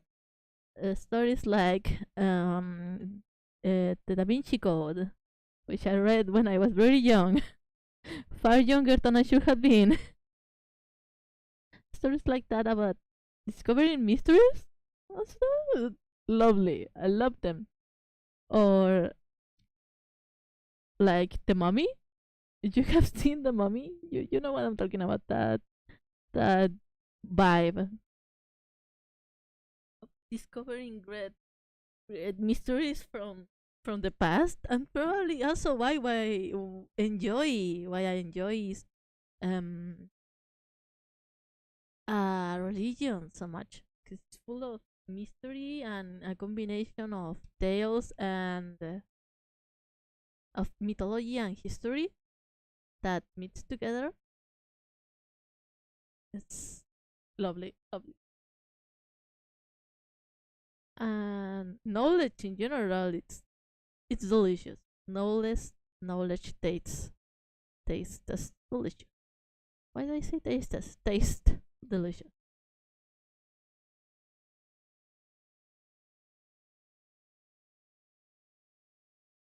Things like code. I remember you being really obsessed with um Leonardo da Vinci as a person because right now I only use my right hand for the most part. But when I was younger, I was ambidextrous because really struggled knowing which hand was the right and the left one. So I ended up just being ambidextrous because I forgot which hand I mostly used. My memory isn't the best, huh? Uh, so of course, when I learned that my boy Da Vinci was also ambidextrous, I was living it. I was living it. I was loving. And then I played Assassin's Creed Brotherhood. So I met Da Vinci there, and he's just a good boy. He's just how to say, just a silly boy. I just fell even more in love. Yes, it's great. And knowing that not to get controversial, but the fact that the Jesus they paint at those times in the Renaissance Renaissance Renaissance era, that the Jesus that they tend to paint are just their their boyfriends. Love that. Love that for them. Just what a way to immortalize your love than making them a literal a literal figure of of prayer and worship. No, I don't think it's right, because I love the proper description of Jesus. He had like he felt like the sun, and he had hair made of wool, and I think it's adorable and beautiful. But of course, the idea that they decided to leave what they love the most as a picture of worship for mm, for years to come. Isn't that wonderful? That lovely? Of course, not as themselves, but that still the original idea was them.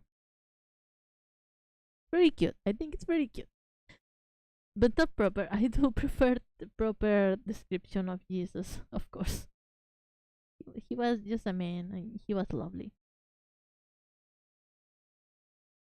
Of course, he also one time did get mad at a tree, so he set it on fire, I think, because it did not give him fruit.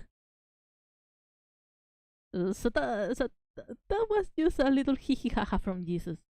But I'm not going to preach too much about Catholicism here, of course, because I just as many things, just as I have watched Full Metal Alchemist and I have played Monkey Island, I read the Bible and I do not remember almost anything of it. I do not.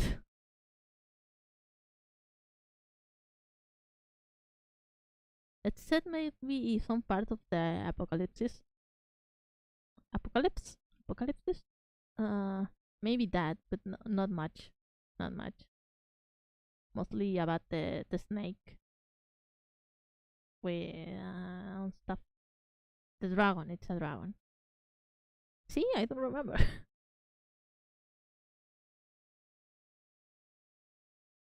um. Well, oh, no, of course. Then came the Da Vinci Code, which I actually watched the movie not long ago. I hadn't watched it, but I read the book many, many times ago. I do actually have the the whole series of books, but of the whole story by Dan Brown. I don't think they are good, but I think they are very fun. I think they are very fun, and that's what matters the most. And so I was watching it, and it's like literally a dark academia dream to say. Just, and I don't think it's very cute. This professor who specializes in codes and stuff just cause just a nerd. He's just a nerd, and he gets involved in all this crazy stuff and about murderers and a big conspiracy, and he's just struggling. He's just being a silly little guy. Well, everyone else has to fight for their lives and stuff. Like he's just there, having to be protected and stuff. I find that adorable. I'm sorry, I find that adorable. He's just a little guy. He's just a little guy. Like he just there like working with his puzzles and stuff. He's just a decent person, and everyone else is like from the underground and religious cults and stuff. And he's just there involved. Poor man.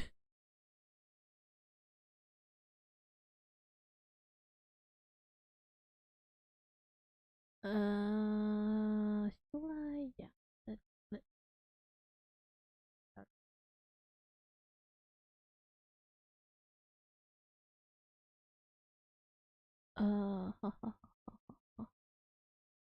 And that also reminds me of another thing that I very much love. And I did not watch the new series completely,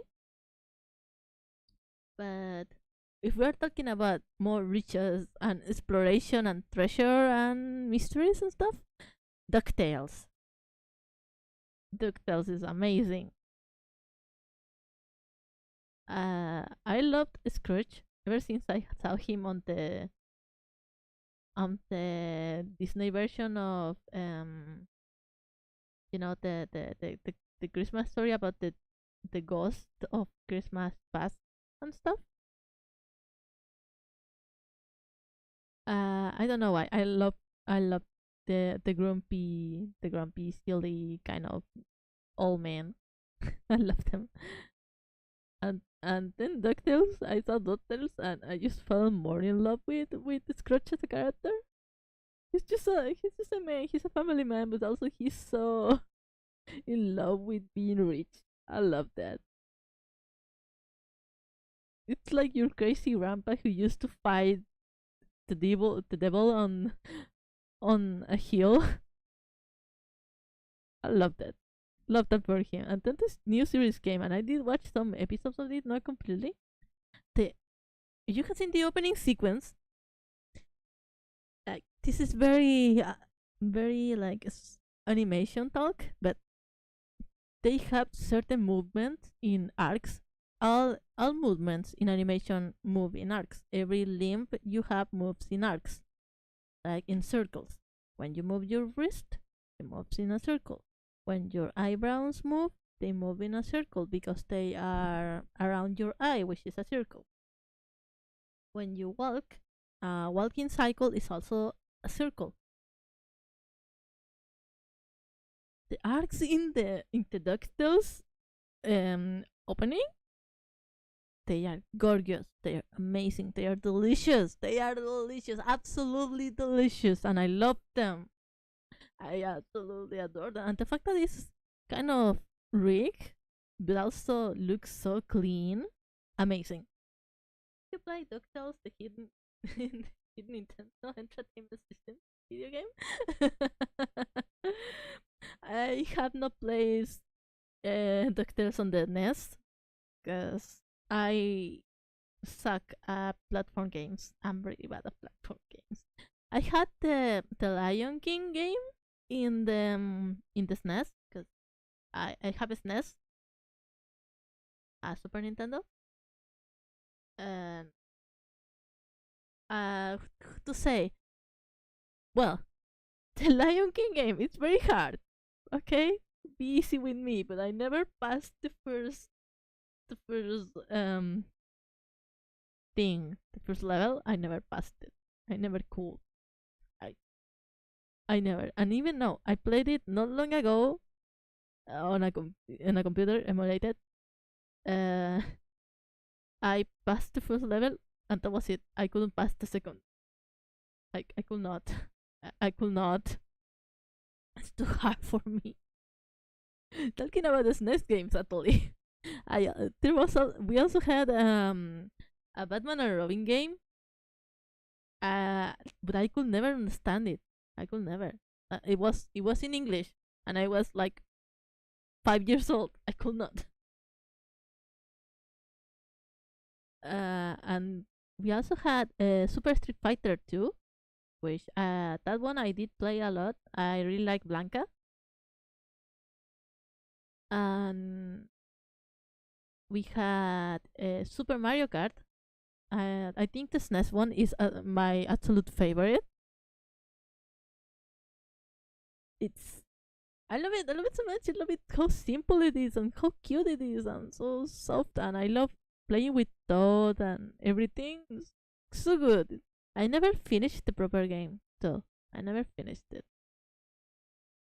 In fact, most of those games I will play, but just for hours on end, but never like actually advancing or finishing any game. Just playing randomly as a child. No, so I couldn't say I ever finished an S game. Um.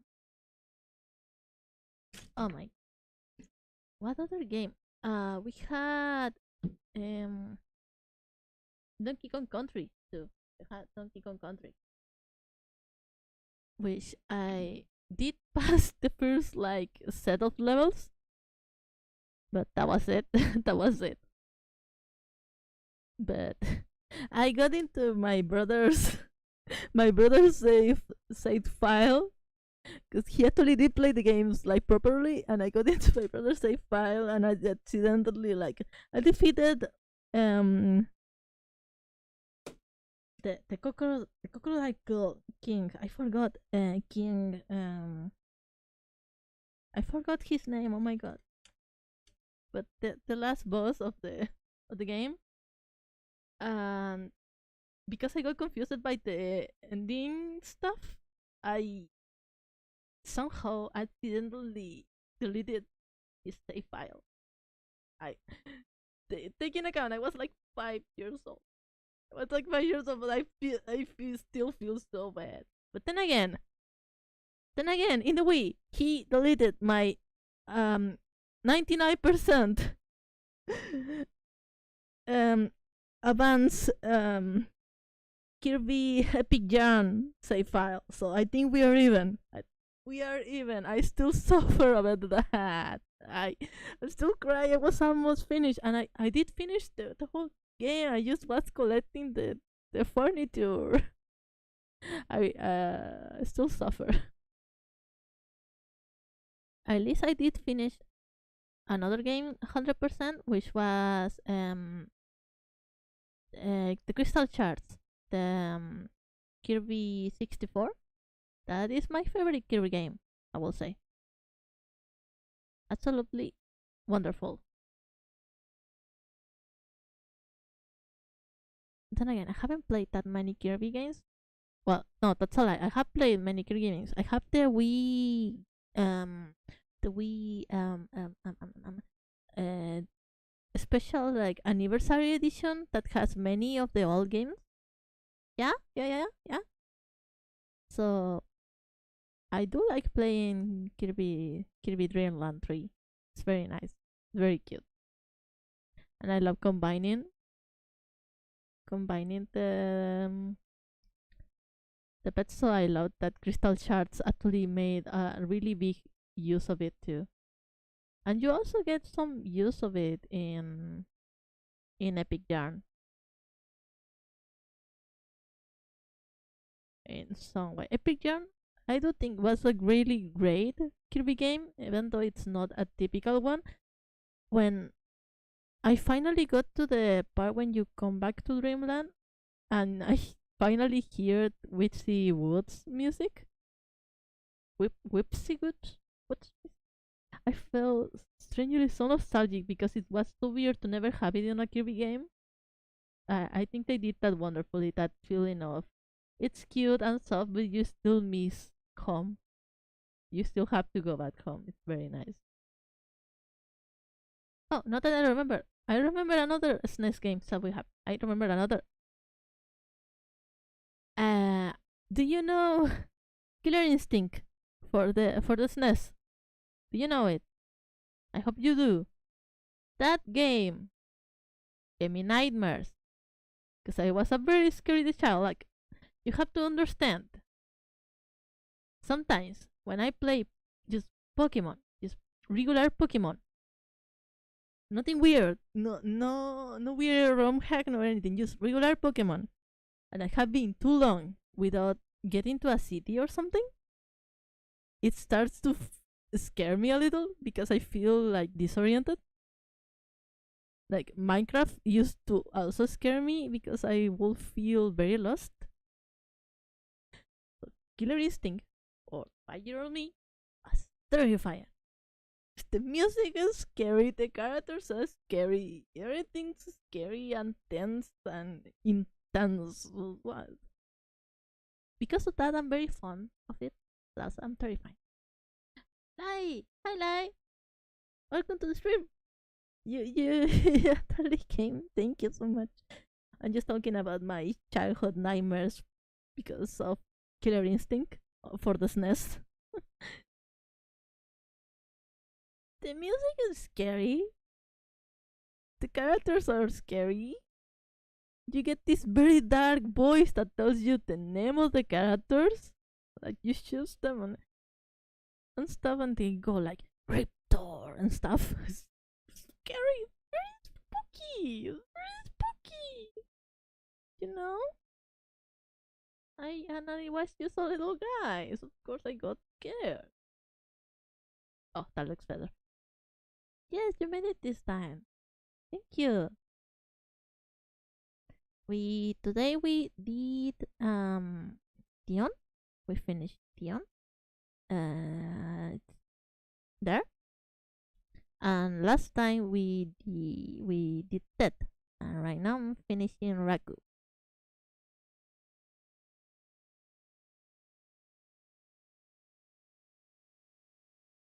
Not that. There.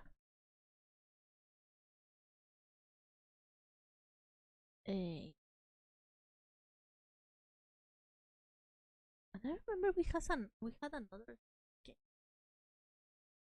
I forgot. And then like we had Donkey Kong Country, right? We had Donkey Kong Country for the SNES. I used to play that game for hours, even though I did not advance anything. Never.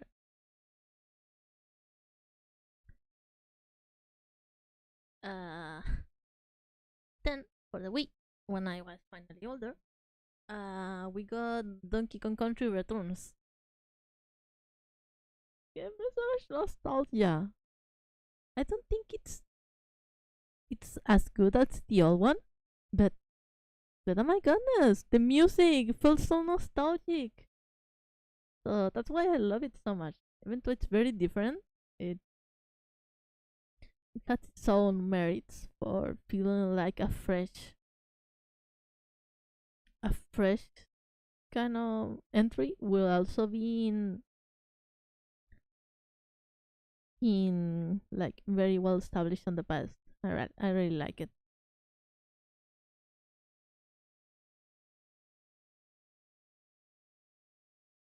For other games in the Wii too.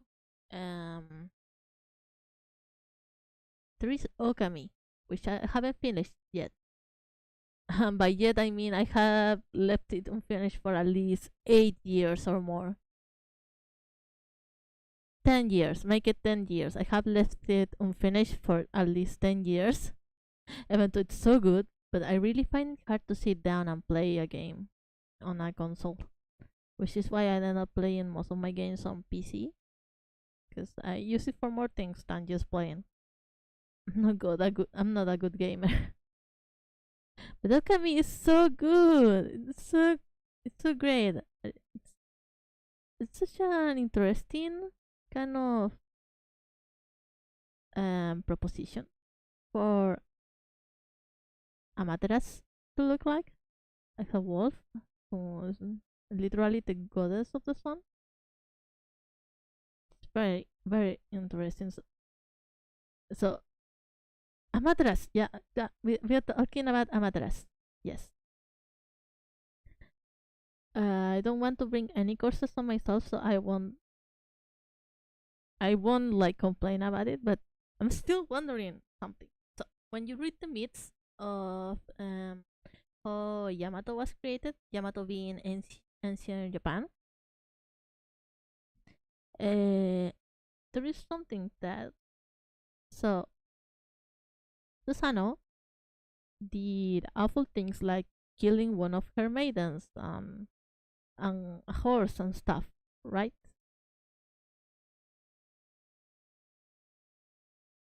And Tsukuyomi also, Tsukuyomi being the moon, her brother. Susano, Amaterasu, and Tsukuyomi are three brothers, siblings. Amaterasu is normally a woman. Yes. Uh, but the thing is, both Tsukuyomi and Susano wronged, like did bad things to Amaterasu servants and offended her. But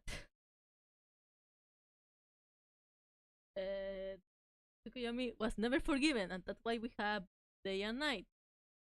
But Susano went and fought Yamato no Orochi and brought um, Amaterasu some gifts. Are the national treasure, the mirror. No, he brought the sword, the jade sword, but there's also the mirror and the jade. The jade, yes. But he brought her a sword, and then he was forgiven, and Tsuyomi was never forgiven. And like completely valid. Like he literally killed a servant of yours. But I feel so bad for him. I feel so bad for the moon god. Time. It's a very stupid thing to say that you feel sorry for a god in mythology, but I do because his sister never wanted to see him again. That's just how That's just how it be sometimes. Then again, of course, uh, Tsukuyomi in general is not seen as the most proper kind of god, and Susano is also known to be rather violent as he is related to storms and thunder. But it makes sense that the sun and thunder do get along. After all, you can have a storm during daylight, even if it covers it. The mirror story of the treasures of Japan, it's also very interesting. One day, Amaterasu, who was basically done with being bullied by Susano, hid on a cave, which means the sun was no more. She was hiding. There was no daylight. The plants were dying and everything. So they, to bring her out of her cave, they started making a party outside. Started dancing and drinking and getting naked and stuff. So at some point, she finally came out to check because they were having a lot of fun and she wanted to join in. And as soon as she came out, the, they like show her own beauty to her, but the mirror was to be used so that her light would immediately reflect on the sky and finally bring daylight back. And that's the story of the mirror. And I think that that's pretty cute. Okay, that's pretty. There's a song, a song, a Vocaloid song that is called Camino Mani Mani, which also tells that story. It talks about the story and about being happy and loving each other. It's very cute, very cute. It's just a story I really enjoy.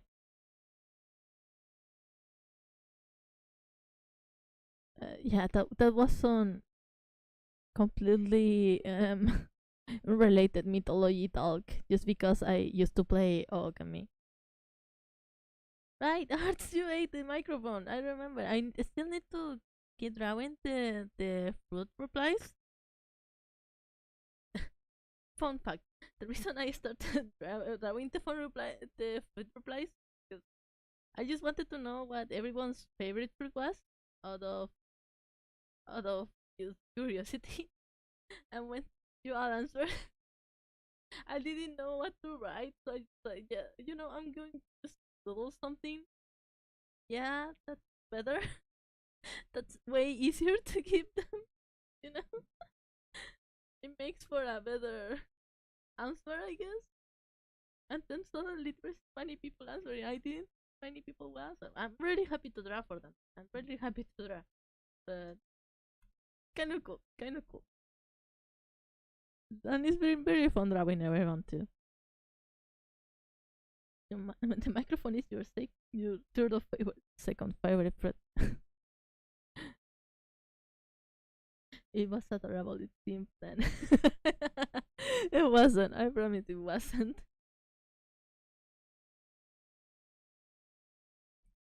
I could just have answered normally, but also it was like, that makes it a little easier, at least less artwork. Artwork.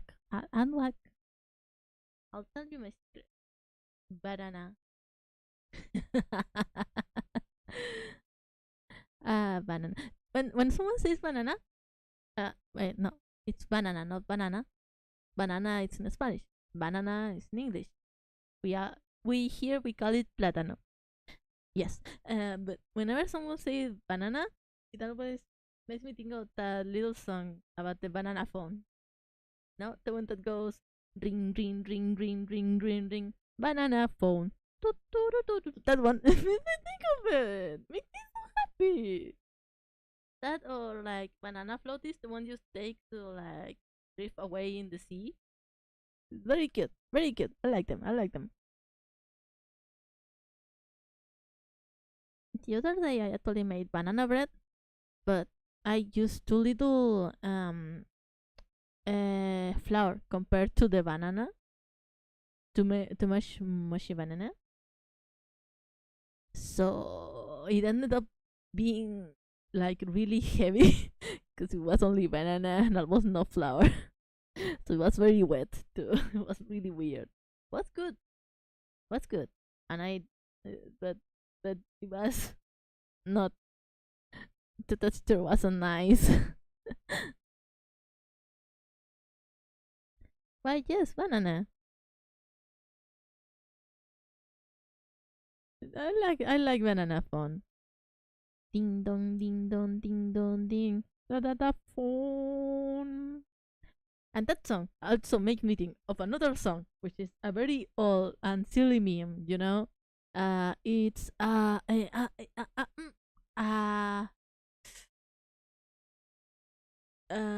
Marvelous Redfish. I absolutely adore The Marvelous Redfish. Wait, I'm talking too much. Give me a second.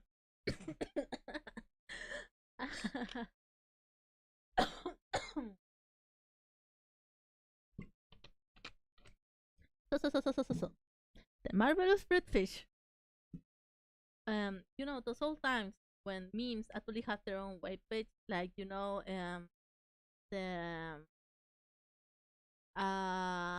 You Are a Pirate one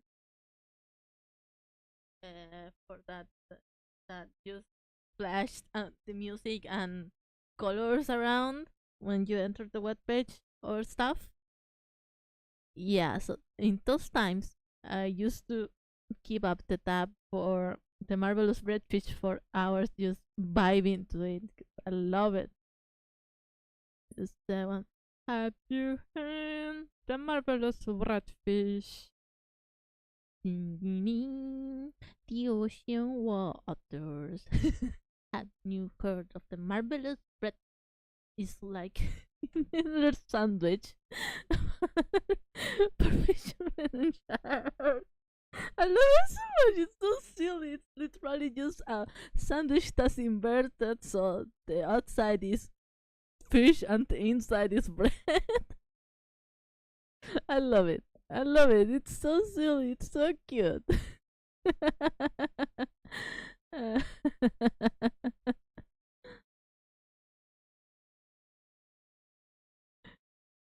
Give it a listen if you can. Give it a listen. It's great. But that also makes me think of another song. You see what are you doing to me? You just see what you're doing to me. You're getting songs stuck in my head. You're getting songs stuck in my head, and it's not good. And then I'm not going to be able to sleep. You see, because I'm going to be vibing. Sometimes I can't sleep because I listen to one song and then I vibe too much, and I need to play a whole concert before I fall asleep. And then I'm exhausted and I'm sweaty, so it feels bad to sleep. You know. But there is another song that you may probably know if you are also kind of old in the internet. That it's the Zombie Jamboree. So good. I did used to spend a lot of time on Newgrounds sometimes. Not that much, but it was a good time. Yeah. I don't know the lyrics though, so I can't really sing it. But it was a zombie jamboree, and it was a vibe. It's a vibe. Still a vibe. Every Halloween, I like to watch it when I remember it's there. Just like for Christmas, I like to watch one song that the I forgot the one who sings it. I think it was Danny Gonzalez. I'm going to check right now. Uh, yeah, it's Danny Gonzalez. So he made one song that it's called "I'm Going to Kill Santa Claus," and I know that sounds weird. This is literally because he watched one movie, the Santa Claus, like the Claus, like at the contract. And so apparently, thanks to that, if you kill Santa Claus, you become Santa Claus, right?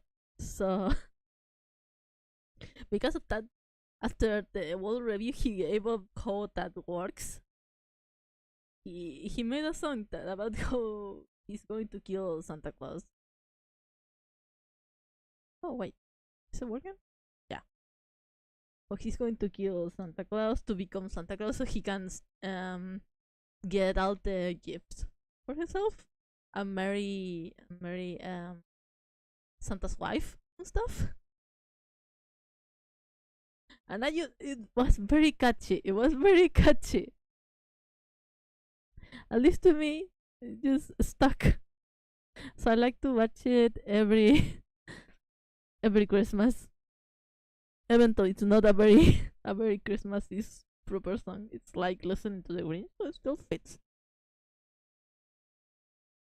But then again, it's a song I listen on Christmas because actually Christmas songs, actually proper Christmas songs, I listen to them all year long. I adore Christmas songs.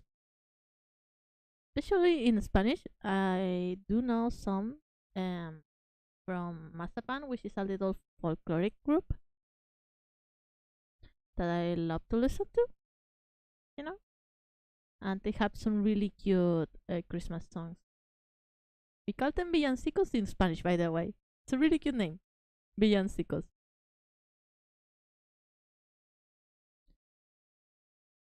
And also things like the 12 days of Christmas, 12 days of Christmas. I also love to listen to them. I at first I used to watch memes, but I never understood them about the five golden rings. So I decided to give it a listen, and I was instantly just vibing. Wonderful, 10 out of 10. I love it. I have never listened to it since it's in English, you know. But I absolutely adore it. What's my favorite?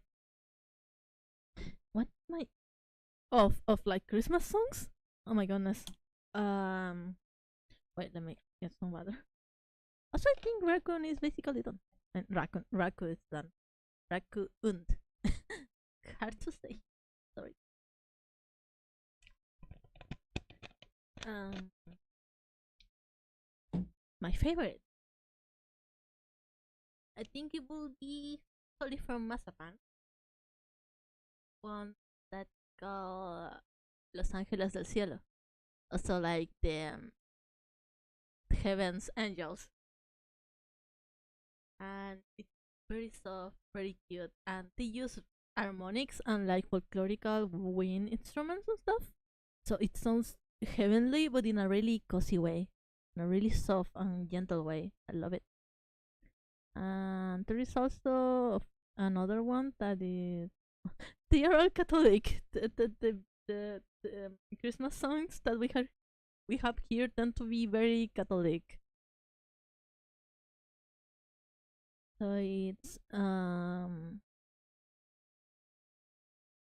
related to the Virgin Mary too, which is naranjas y limas. So orange and limes. It goes naranjas y limas, limas y limones, más linda es la Virgen que todas las flores. En un corralito de cal y de arena nació Jesucristo una noche buena y a la medianoche un gallo cantó y en su canto dijo ya Cristo nació. Salgan para afuera, verán qué primores verán a la Virgen cubierta de flores. I don't sing well, I'm sorry, but it goes like that, Naranjas y Limas, and it's really soft. Meanwhile, the other one that is Ángeles del Cielo, I'm trying to remember the chorus. It's like, mm, mm,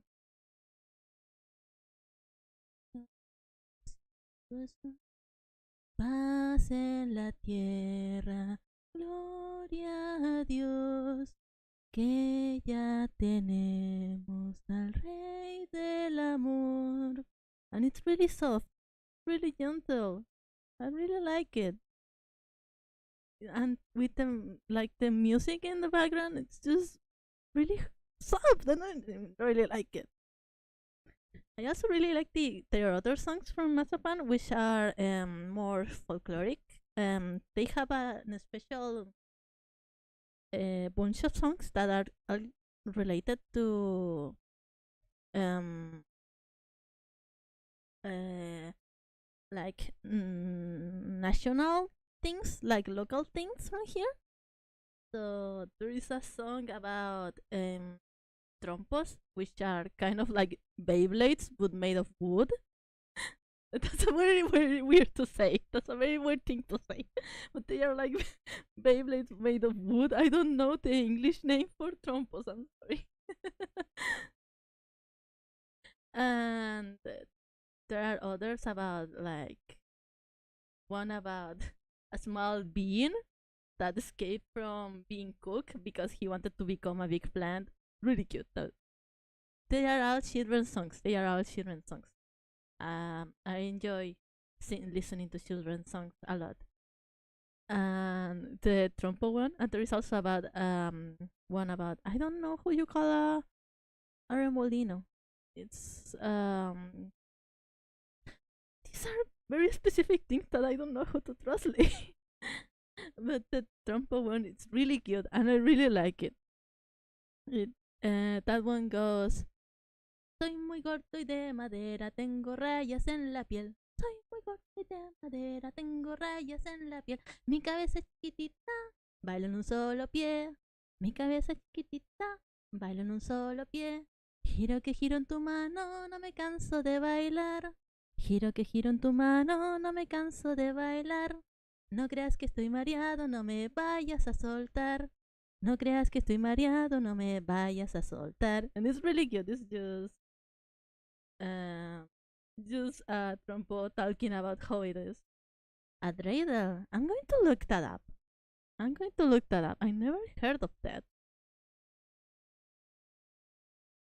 Dreidel. Oh, it is very similar. But it's less like that, and it has like a little. Wait, I'm just going to draw one. I'm an artist. Like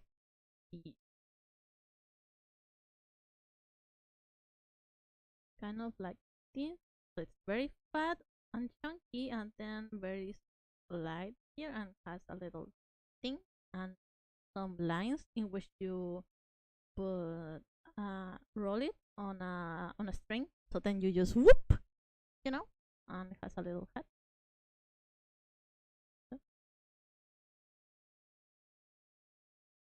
No, wait. The string goes in the head. Yeah. Very cute. Very nice. And just like Beyblades, you have to fight them against each other, and they kind of have like holes where the little nail they have at the bottom will clash onto the others, like wire kind of scars. It's very wild. It's a traditional game from here. Yeah, it is more like a Beyblade. I think raccoon is done. Oh, I forgot to paint that. Raccoon. Try to separate it.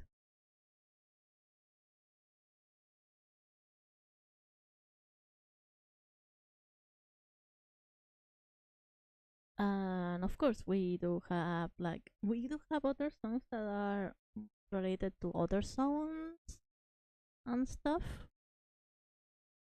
There is one about the Cordillera de los Andes. I think it will be Andes mountain range, but I think Cordillera is also used in English sometimes. It's a very beautiful place, by the way. If you ever visit any place that like collides with the Cordillera de los Andes, I do recommend that you take a little hike. It's beautiful. And it's also full of volcanoes, but I promise most of them aren't active. I think like 300 are active only. Of like, no, I think 200 of like 3,000 volcanoes are active only. That is in very restaurant. That is in very restaurant. I'm sorry.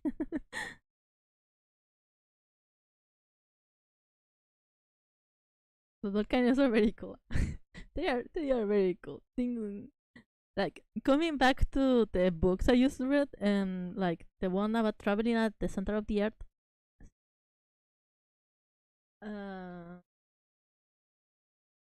They actually enter from an inactive volcano. So that was leads me like, oh my goodness, because I don't know if you have read theories about Agartha, which is like a theory of the world is hollow and there is a secret realm inside it, and probably has giants and stuff. Just yeah, there is something inside the earth Very cool, very cool. Love it. It's tasty. It's just very tasty. Uh, when things are very cool, I like to say they are tasty, they are delicious. I would like to eat them. When I see something that is very nice, I do tend to say that it looks edible. That is why so many of the things I say do feel a little like cannibalism. I promise not. It's just a way of expressing myself. I'm so sorry. Yes, but theories about the past and like underground stuff and things. Delicious things like exploring catacombs, like the tunnels that are in Ukraine that you can get lost in and just never come back. I know it's very sad because that has happened, but the mystery of them, love it. I love it so much. Absolutely wonderful. I probably will keep drawing, by the way, because I'm kind of hype about talking about folklore and myths and stuff.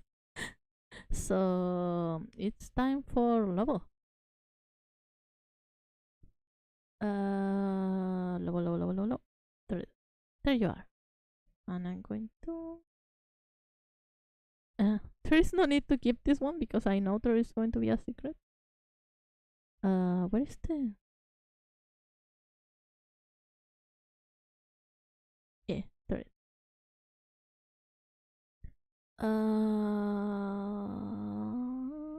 Too many layers. I'm sorry. I get lost. I get lost. This does need to be cleaned up. And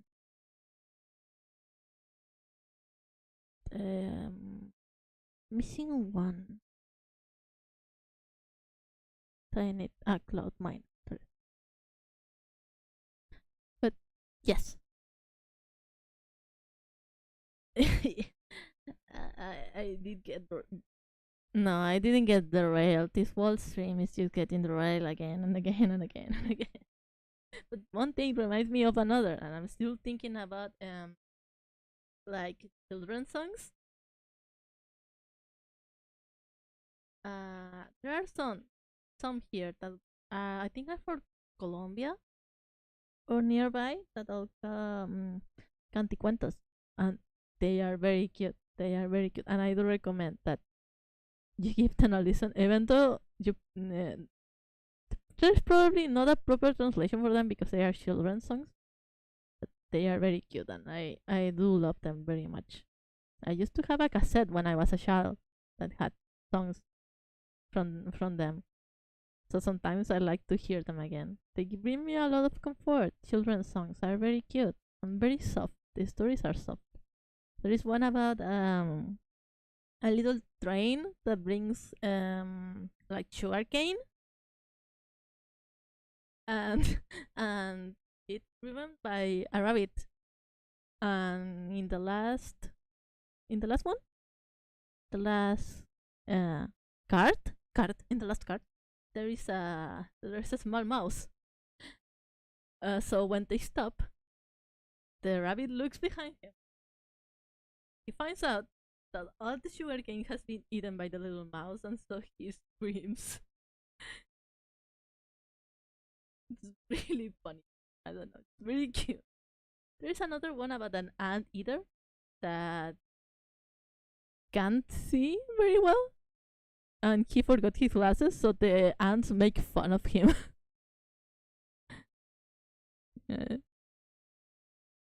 And there's like he even walks with an ant on his head because he just can't see anything.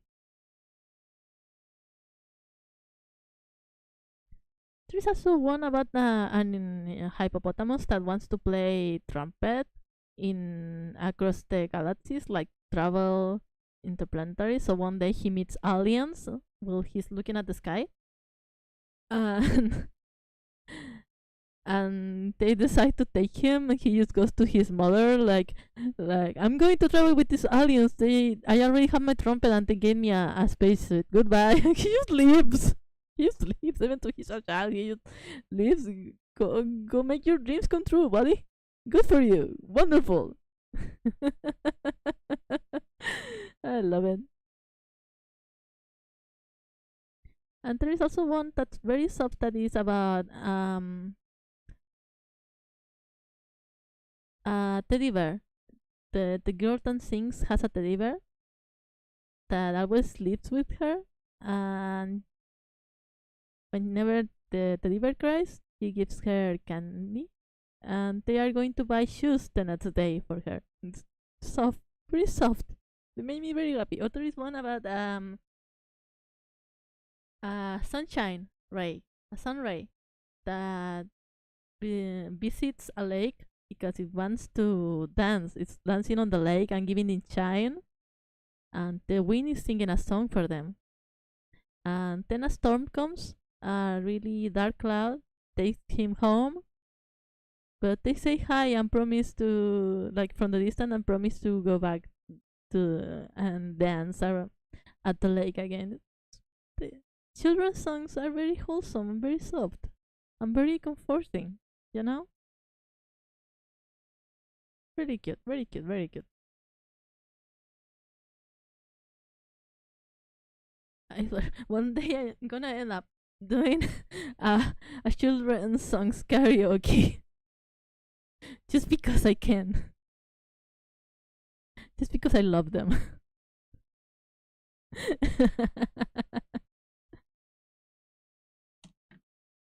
Which I had before.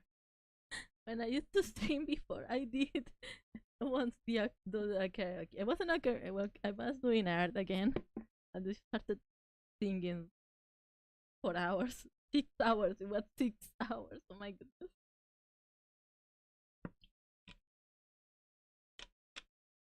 I don't know why I did it.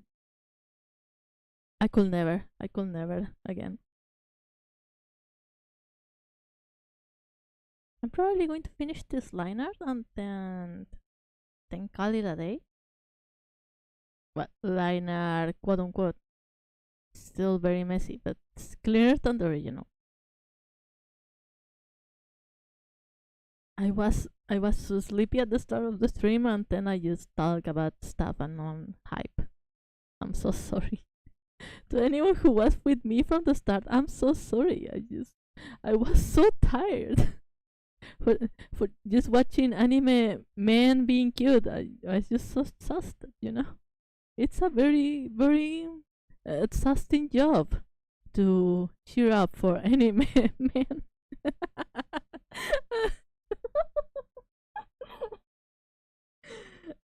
Why do I laugh at my own jokes? I'm so lame. Yes.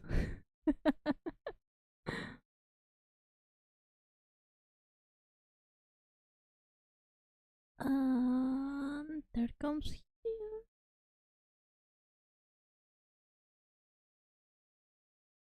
That reminds me, I can't wait till Baishu is finally free from NPC jail. I need to get him. I plan to play Genshin on stream when I try to get him. I should actually play right now. Like saving for him, but I haven't been very motivated to play. You're just that funny. I'm not. I'm not. I promise you, I'm not. I'm like that levels of funny sometimes. I do like to do stupid puns to make people just suffer. I guess, like sometimes to make that face, like when you bite on a lemon. So, and of course, I also inflict myself with psychological pain whenever I say a pun that's really bad. But I'm just that annoying. I'm just a little guy. I'm just a silly guy. I do a little hee hee ha ha, you know? Oh my goodness. I do fine wordplay. Very fun. Very fun. It's like a puzzle with rewards, you know? And I really love puzzles. I really like puzzles. Now, I must make an acceleration. The fact that I do like puzzles doesn't mean I'm good at them. Okay? It does not mean I'm smart. I just like puzzles. Doesn't mean I'm quick at solving them. Doesn't mean uh, I'm any good at puzzle games.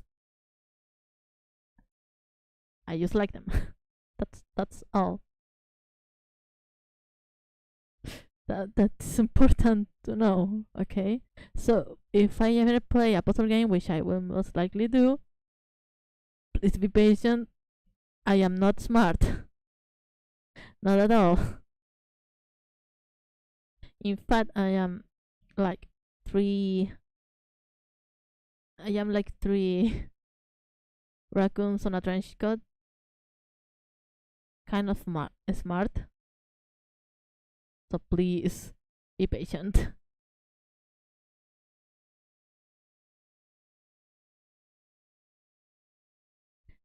Wrong glasses. Wrong glasses. Actually, lately, thinking about music again. I'm sorry. uh, have been listening a lot to folklorical songs because I really love them. I really love folklore in general. So I've been vibing with this musician that's called Peter Hara. And I'm not going to give you a history lesson like last time about the things that happen here and in other nearby countries and stuff. I'm not going to give you another history lesson, but he really is an inspiration. He started up like musicians back then in the 60s, 70s, in the 70s, were basically almost in the front line of standing against oppression. If you don't know what happened, I say I wasn't going to give you a history lesson. I'm so sorry, but um, I mean, there is nothing to hide. Most of you do know that I'm from Chile. I do talk about it a lot. I'm sorry. I'm accidental. I'm not even like talking myself, but I am. And in the 73, 73, uh, had a coup d'etat, d'etat, coup d'etat, coup d'etat, uh, and basically started a dictatorship. Not basically, it literally started a dictatorship. It was very hard times for everyone, of course. Very oppressive times.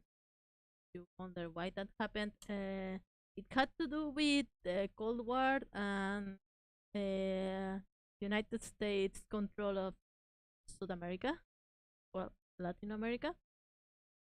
But I'm not going to get into detail. So back then, of course, even just standing politically was already dangerous for you.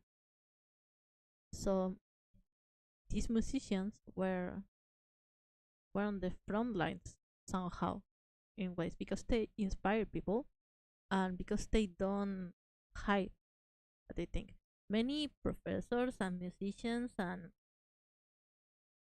academics had to run away or hide in another countries or in very far away zones to protect themselves. So we do have a lot of folkloric songs related to freedom and like kindness and and anti-fascism basically very like on the socialist side of things. And I grew up listening to those things, to those songs a lot.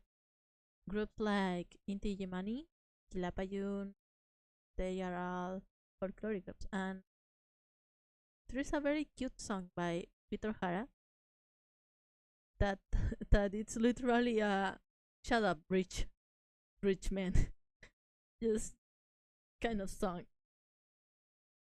it's and it's really catchy and called No Shisha ni Limona, and to explain what that means, No Shisha ni Limona chicha, it's kind of a wine that you can get here, that you can in the zone, in the local zone. We tend to drink it for like independence celebration of sorts. Limonada is just another way to say lemonade. We limonada, it's the Spanish word, but limonada, it's a way we do have to say, because we do tend to keep on certain uh certain syllables and stuff, especially in the rural zones. You tend to add and take random syllables, which makes our Spanish quite hard to follow, to be honest. And it goes. Um, I forgot the lyrics actually. I forgot the lyrics right now. Let me look it up. But basically, no chicha ni lemona means you are nothing special.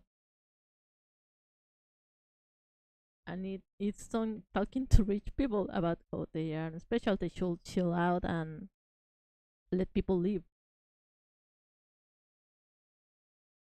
I don't know. I really like it because it's pretty funky. How did it go? I'm so sorry for talking so much about really specific folklore. Because usted no es nada, no es chicha ni limona. Se la pasa manoseando, caramba, samba su dignidad.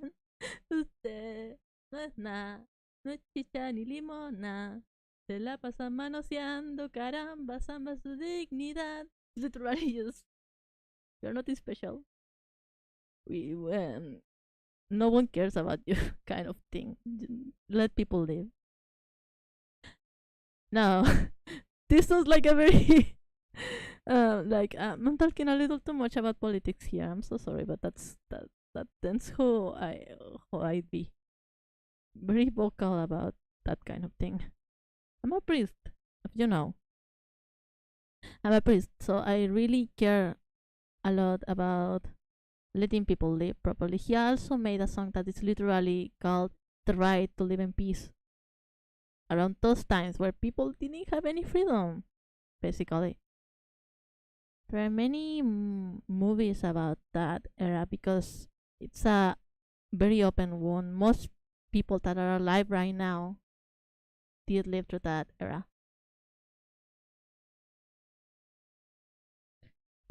And it affects a lot. It affects a lot because the adults, I know I'm an adult, but the adults are scared. The old people are very scared of the government, of what they are going to take away from them again. Those are wounds that never truly heal, and our country really holds a lot of anger. It never forgets and it never forgives, even things from the very, very far past. Like, there is something that I will never forgive to literally one of our like independence heroes. He's called Bernardo O'Higgins, and no one liked him. And you wonder why no one liked him. He was not a good person. He was the first dictator that our country had.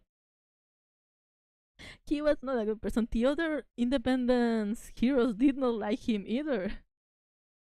Wasn't nice. He almost ruined the last stand of the war, the independence war. He almost ruined it because he wanted to rush. He wanted to rush and not wait for the others to get there. It's at that point. And he, back then, when he became the first dictator, yeah, he wasn't the first president. The first president was an Argentinian called Blanco Encalada. The first dictator was our independence hero.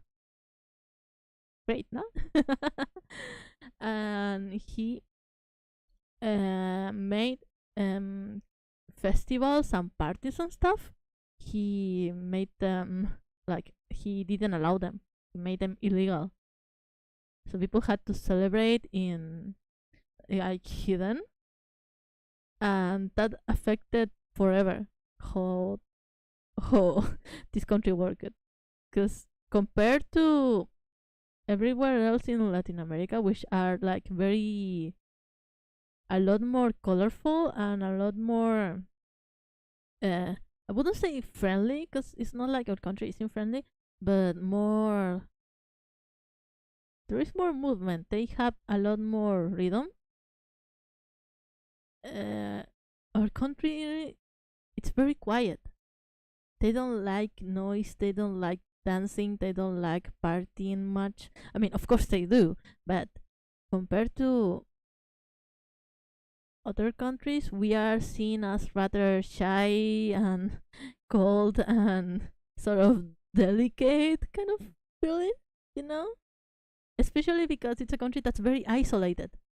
The Cordillera in one side, the sea in another side, the desert, not the desert. I wish it was desert, but it's desert. The desert on top, and then the Antarctica at the bottom. You don't really have like an easy way out.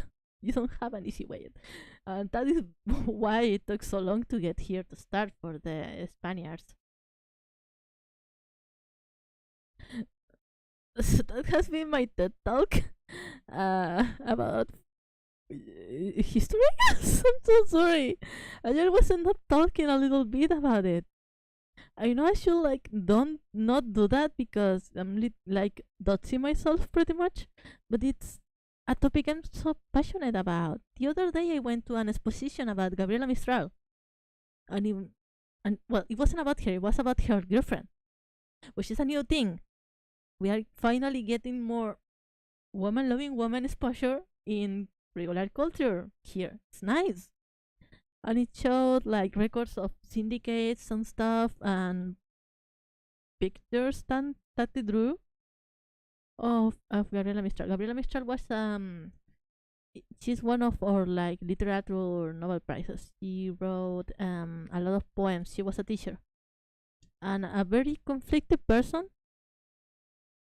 and very strong-willed person to say. But and she did suffer a lot, but her poems are very beautiful. So it's very nice to see her appreciated. And I'm very passionate about this because she's from the local zone. She's from the local zone. Okay, she's from a place around here. That is so that's myself. I'm so sorry.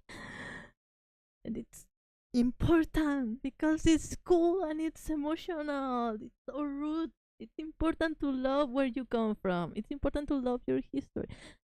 It's okay if you don't want to, but I don't know. Appreciating your roots, it's very important. It's very lovely. I grew up not really liking this place much. Not caring will be the better word. And no, I don't think I will like anywhere else. I live in a valley. You have probably seen the photos if you do if you have been onto the. I do live in a rather desertic valley. It's it's a beautiful place. And September it rains and it gets full of flowers. Like on the north, there is even a whole phenomena that is called the Desierto Florido, which is literally the flowery desert, because the rain and the wind bring seeds from all over the other places. So in the empty bare, there it is. It's back. And also, of course, because how this place is, a lot of towns are full of old people and or well villages. There are like only one street with with houses, and they are still made of like um dirt and hay. That kind of home we're talking about. That kind of place. Wooden houses, people who still live from just taking care of their farms and stuff, like in the old old ways. Just live in a small wooden house and stuff. So it's still like this whole legacy. It's still very much alive. This legacy of the past of how the people just live is alive, and these people don't have ways to tell their stories. So whenever I take trips, I love talking to the locals.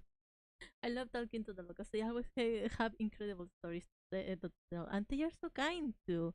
They probably don't have many people to listen to them because they do live quite isolated. Many live up in the mountains, and you do get tired of seeing the same faces every time. These are things they have said, by the way, not just me speculating. So they do treat you very kindly, and they are always happy to tell their story and what they have seen. Very lovely. I love listening to old people. And in the Red Cross, most of the people that work there are way older than me too. And I also spend a lot of time with like my grandparents to say to call them grandparents. So I spent way too much time with old people. I do love it. I do love it. They are great. They have a lot of um prejudice because of the way they were raised, but it's always a fun time to listen to what they have to say. So my cat is up here on the table right now. I need to put him down.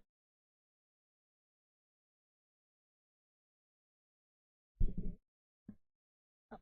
Did I ever told you the name of my cat, by the way? Did I ever told you the name of my cat? Like, it's called Pico. That is his base name. Thank you. Thank you, Cecilia. But that is not his full name. His full name is Paiconius Segismundius del Rosario Lafayette Tecán Brando III, arma de destrucción masiva y evasor de impuestos. That is his full name. Pico, by the way, which is the name I gave him, is a medicinal herb that is good for when you get sick or stomach ache.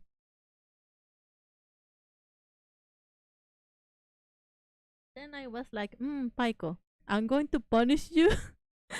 Not really, but I'm going to punish you by giving you a stupid name. So I called him Paiconius. And then I added Segismundius, which is Segismundio, which is like old people name here.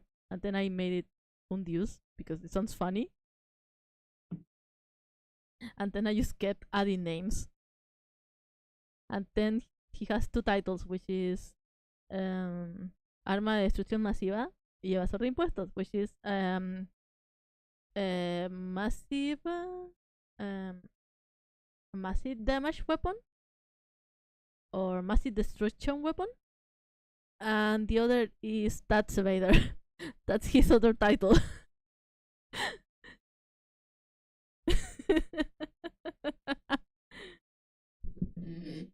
And he also has the name D'Artagnan, but I made it D'Artagnan because he's a cat. And D'Artagnan is, well, the dog version of D'Artagnan from the D'Artagnan and the Three Muskehounds, or D'Artagnan, more like.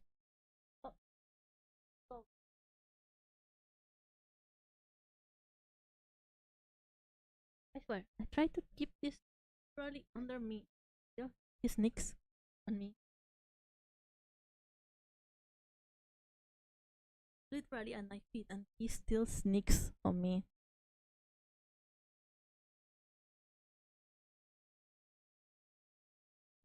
But yes, I love it. It's just a stupid name. I love it. What else? There's Paiconius Sigismundius del Rosario. It's del Rosario. It's a name that that it's like another old people name, old person name. You know, it's like a religious name. It's from Nuestra Señora del Rosario, so like Our Lady of the Rosary. I don't know the English translation of that, but it's like a collar of prayer beads. The other one is Icónico Mundo del Rosario, Lafayette. No, you might wonder why Lafayette. That is a town and that is a person. I'm sorry. The reason is nothing less than I'm a theater guy and I'm a theater kid and I like Hamilton a little too much. So I call him Lafayette and I regret it, but also I don't. Lafayette, what's this? Is still a rather cool historical figure. I'm so sorry. It's just that you have not discovered that I'm a theater kid. If it wasn't obvious already.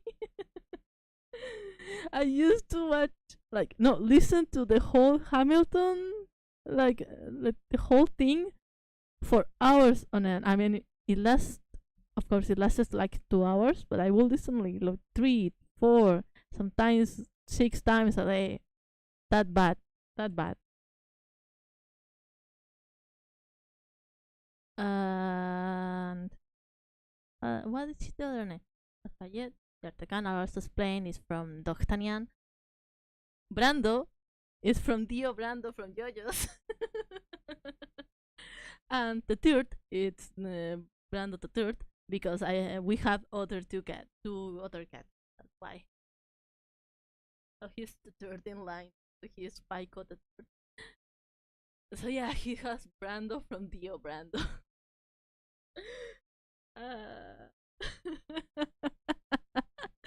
no, seeing it sounds so funny. Do you wanna a really silly fun fact that has no relation to what I'm talking about? But I got reminded of it. You don't have to say yes. I'm going to give it to you anyways. So Tio Brando, yes. You know the English? I mean, no, not English. The Japanese voice actor of Dio Brando. It's very iconic. His voice is incredibly iconic. Now, do you know of the 90s anime of the Moomins? Do you know what the Moomins are? If you know what the Moomins are, you probably know about the 90s anime of the Moomins. Now, the Japanese version, which is the original technically because it was an anime, it was made in Japan. We are not going to discuss what is an anime or not. We are not going to discuss that. So, the voice actor for Snufkin, you know, the most chill guy ever, that's Dio's voice actor. Let me remember his name now. Let me remember his name. It was Takehito Koyasu. Takehito Koyasu-san. That's Snufkin voice actor. It's so I love that detail so much because the amount of memes that came from that is so good. Yeah, guy has range. Even though most people love his Dio voice and he does love the Dio voice too, it's so cool to see, like, to hear him talking calmly. So cool, especially because this is Snufkin. Who doesn't love Snufkin? I love Snufkin. I had a plush of him, but after the move, I can't find it, so I'm very sad about that. I hope I can find it later. Because finding Moomin merch here is very hard. I hope you know what the Moomins are. I hope you know. If you don't know, I do recommend you check it. It's written like this. Like this. And they look like white hippopotamus. I should just say hippos. They look like white hippos.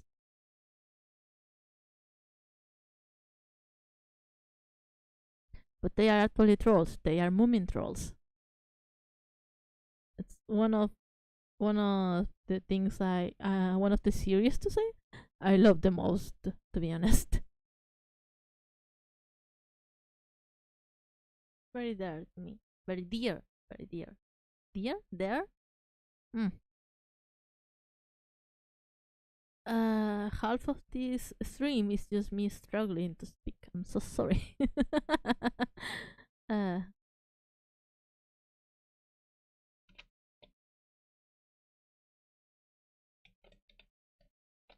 But yes, that was completely unrelated. Also, the Japanese opening, it's very cute. But if you want to watch the movements, the English dub, it's free on their official YouTube channel. By the way, I do recommend you watch it. It's really great, and it's a lot of episodes too, like over 50. I remember I watched until 50, but I know there are more. It's probably on the 100 something, and it's really nice, very cozy. It's also why catapulted me into learning more about Finland. But I'm not going to tell you about the cute things of Finland. I'm going to tell you about someone who is called the White Dead. I remember telling Manesan about that. The White Dead. It's just a farmer dude with over 500 confirmed kills. How do you how do you, it's just a farm guy. When Russia was trying to invade Finland, uh, they had to arm some farmers and stuff. And the White Dead, it just was just a guy who who farmed his land, and he just became one of the most overpowered snipers, and then just went back to farming after the war ended. I love that. I love that for him. He lived peacefully and died like at like 60, 70, no, 70, 80 something, I think. Live a good life. Love that for him. That was random fact about Finland that you didn't need to know, but it's very cool. Because I remember there were some songs about him most likely. I don't know if Sabaton had made a song about him, to be honest. I don't know many songs about Sabaton. I only remember the one about Carolus Reds right now. Because Mane-san showed it to me. Should I keep calling her Mane-san? Should I call her Manager-san? I watch too many corporate VTubers, so it kind of sticks to me. If you do follow me on my normal account, you probably do know that I'm who my Oshis are. Love them, love them.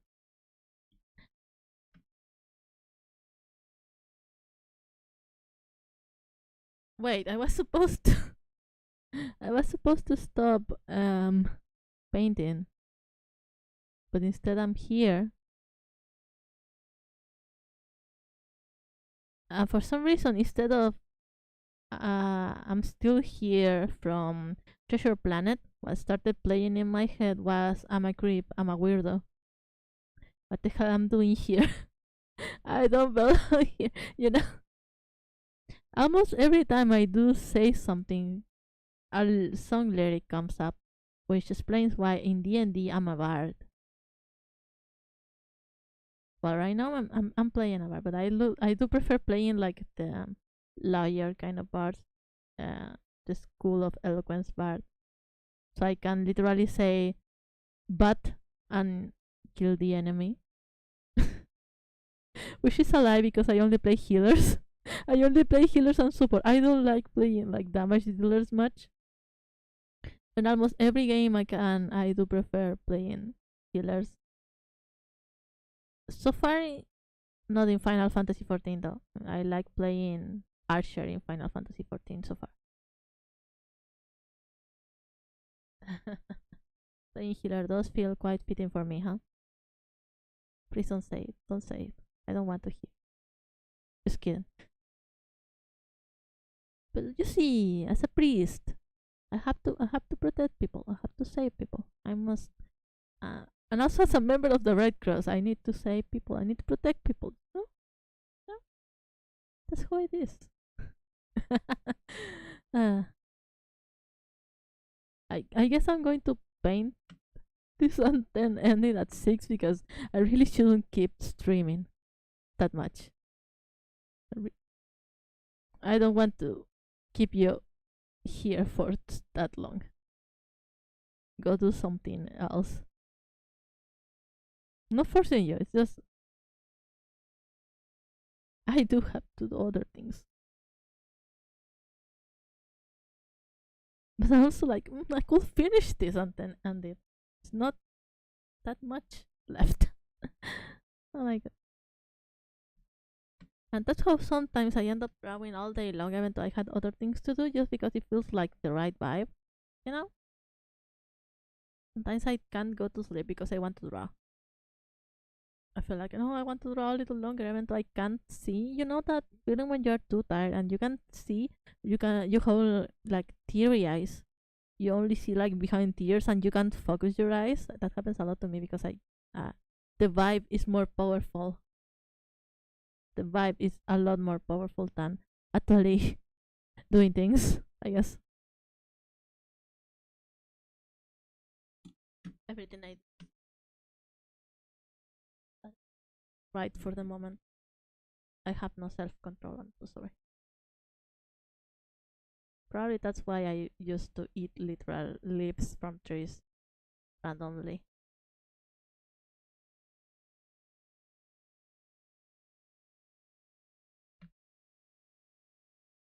But it was a good time. It was a good time. I will do it again. With more knowledge now. So I don't get poisoned again. Which is very funny because normally when I get food poisoning, I don't like to eat that thing. One day I got food poisoning from eating a spring roll, and then I had never been able to eat spring rolls again. Like ever. One time I was nauseous, and then I ate fish sausage. No, a vegan sausage. And I guess it was weirdly cooked or something, but I got sick after that, and it took me literally like 6 years or something to be able to eat a sausage, any sausage again, which sucks because here we have a thing that is called a completo, which is like a cooler hot dog, really good hot dog variety. It's it's the same as a hot dog except you add a lot more things like avocado and tomato and pickle and cabbage and stuff. It's really good. I do recommend eat completos. And they are great. But I couldn't eat them because I hated sausages. And even then, it's a very limited range. I only can eat sometimes. Same goes with cheese and other stuff, especially rice, because spaghetti is my comfort food. Comfort food. So every time I'm low energy or feeling dizzy or something, I end up eating spaghetti, which is a lot of times actually. But sometimes I force myself to eat rice to like give some variety, and then I feel sick because I forced myself to eat something I wasn't up to eat. It.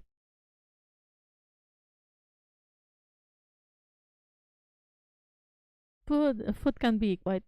Food can be. I should have thought that I was going to talk about food first.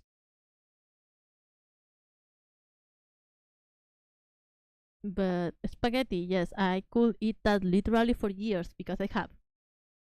When I was younger, I ate nothing but noodles for 3 years, and it's not even like an exaggeration. I truly mean it.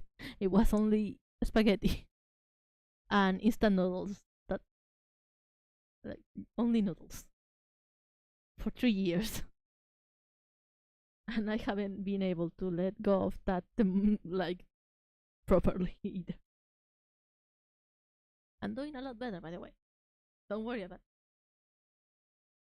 Like I, whenever I get checked at the doctor, I always am surprised over how healthy I am, and it's not like a joke. It's not. It's not a joke.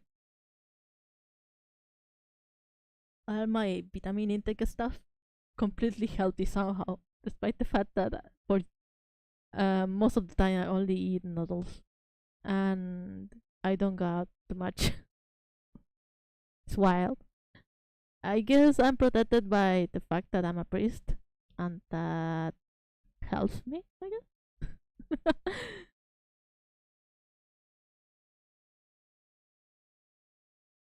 It's a joke in regards to how D&D paladins have an attribute that makes them immune to sickness and poisoning. That was another joke. I'm sorry.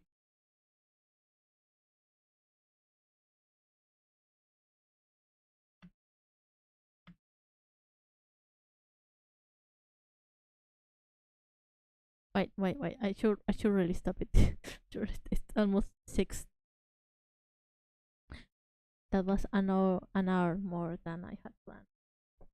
But hey, we almost finished level, which is great. I need to send Deku and I need to send Yon later.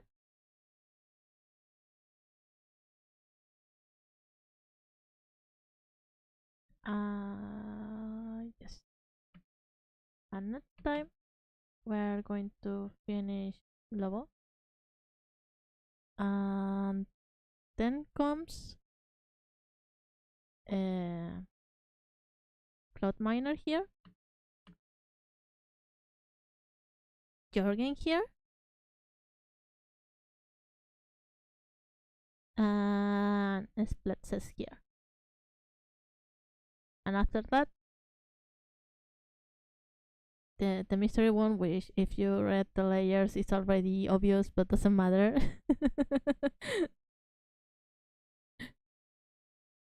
So that will it be for today. Thank you for letting me ramble for so long. Hi, Jorgen. Thank you for listening to my rambles as usual. I'm sorry I wasn't very awake at the start of the stream. As usual. Well, I say as usual, but I had a lot of fun. Thank you for listening to me. And I'm sorry for the random history lesson. But we'll continue next time.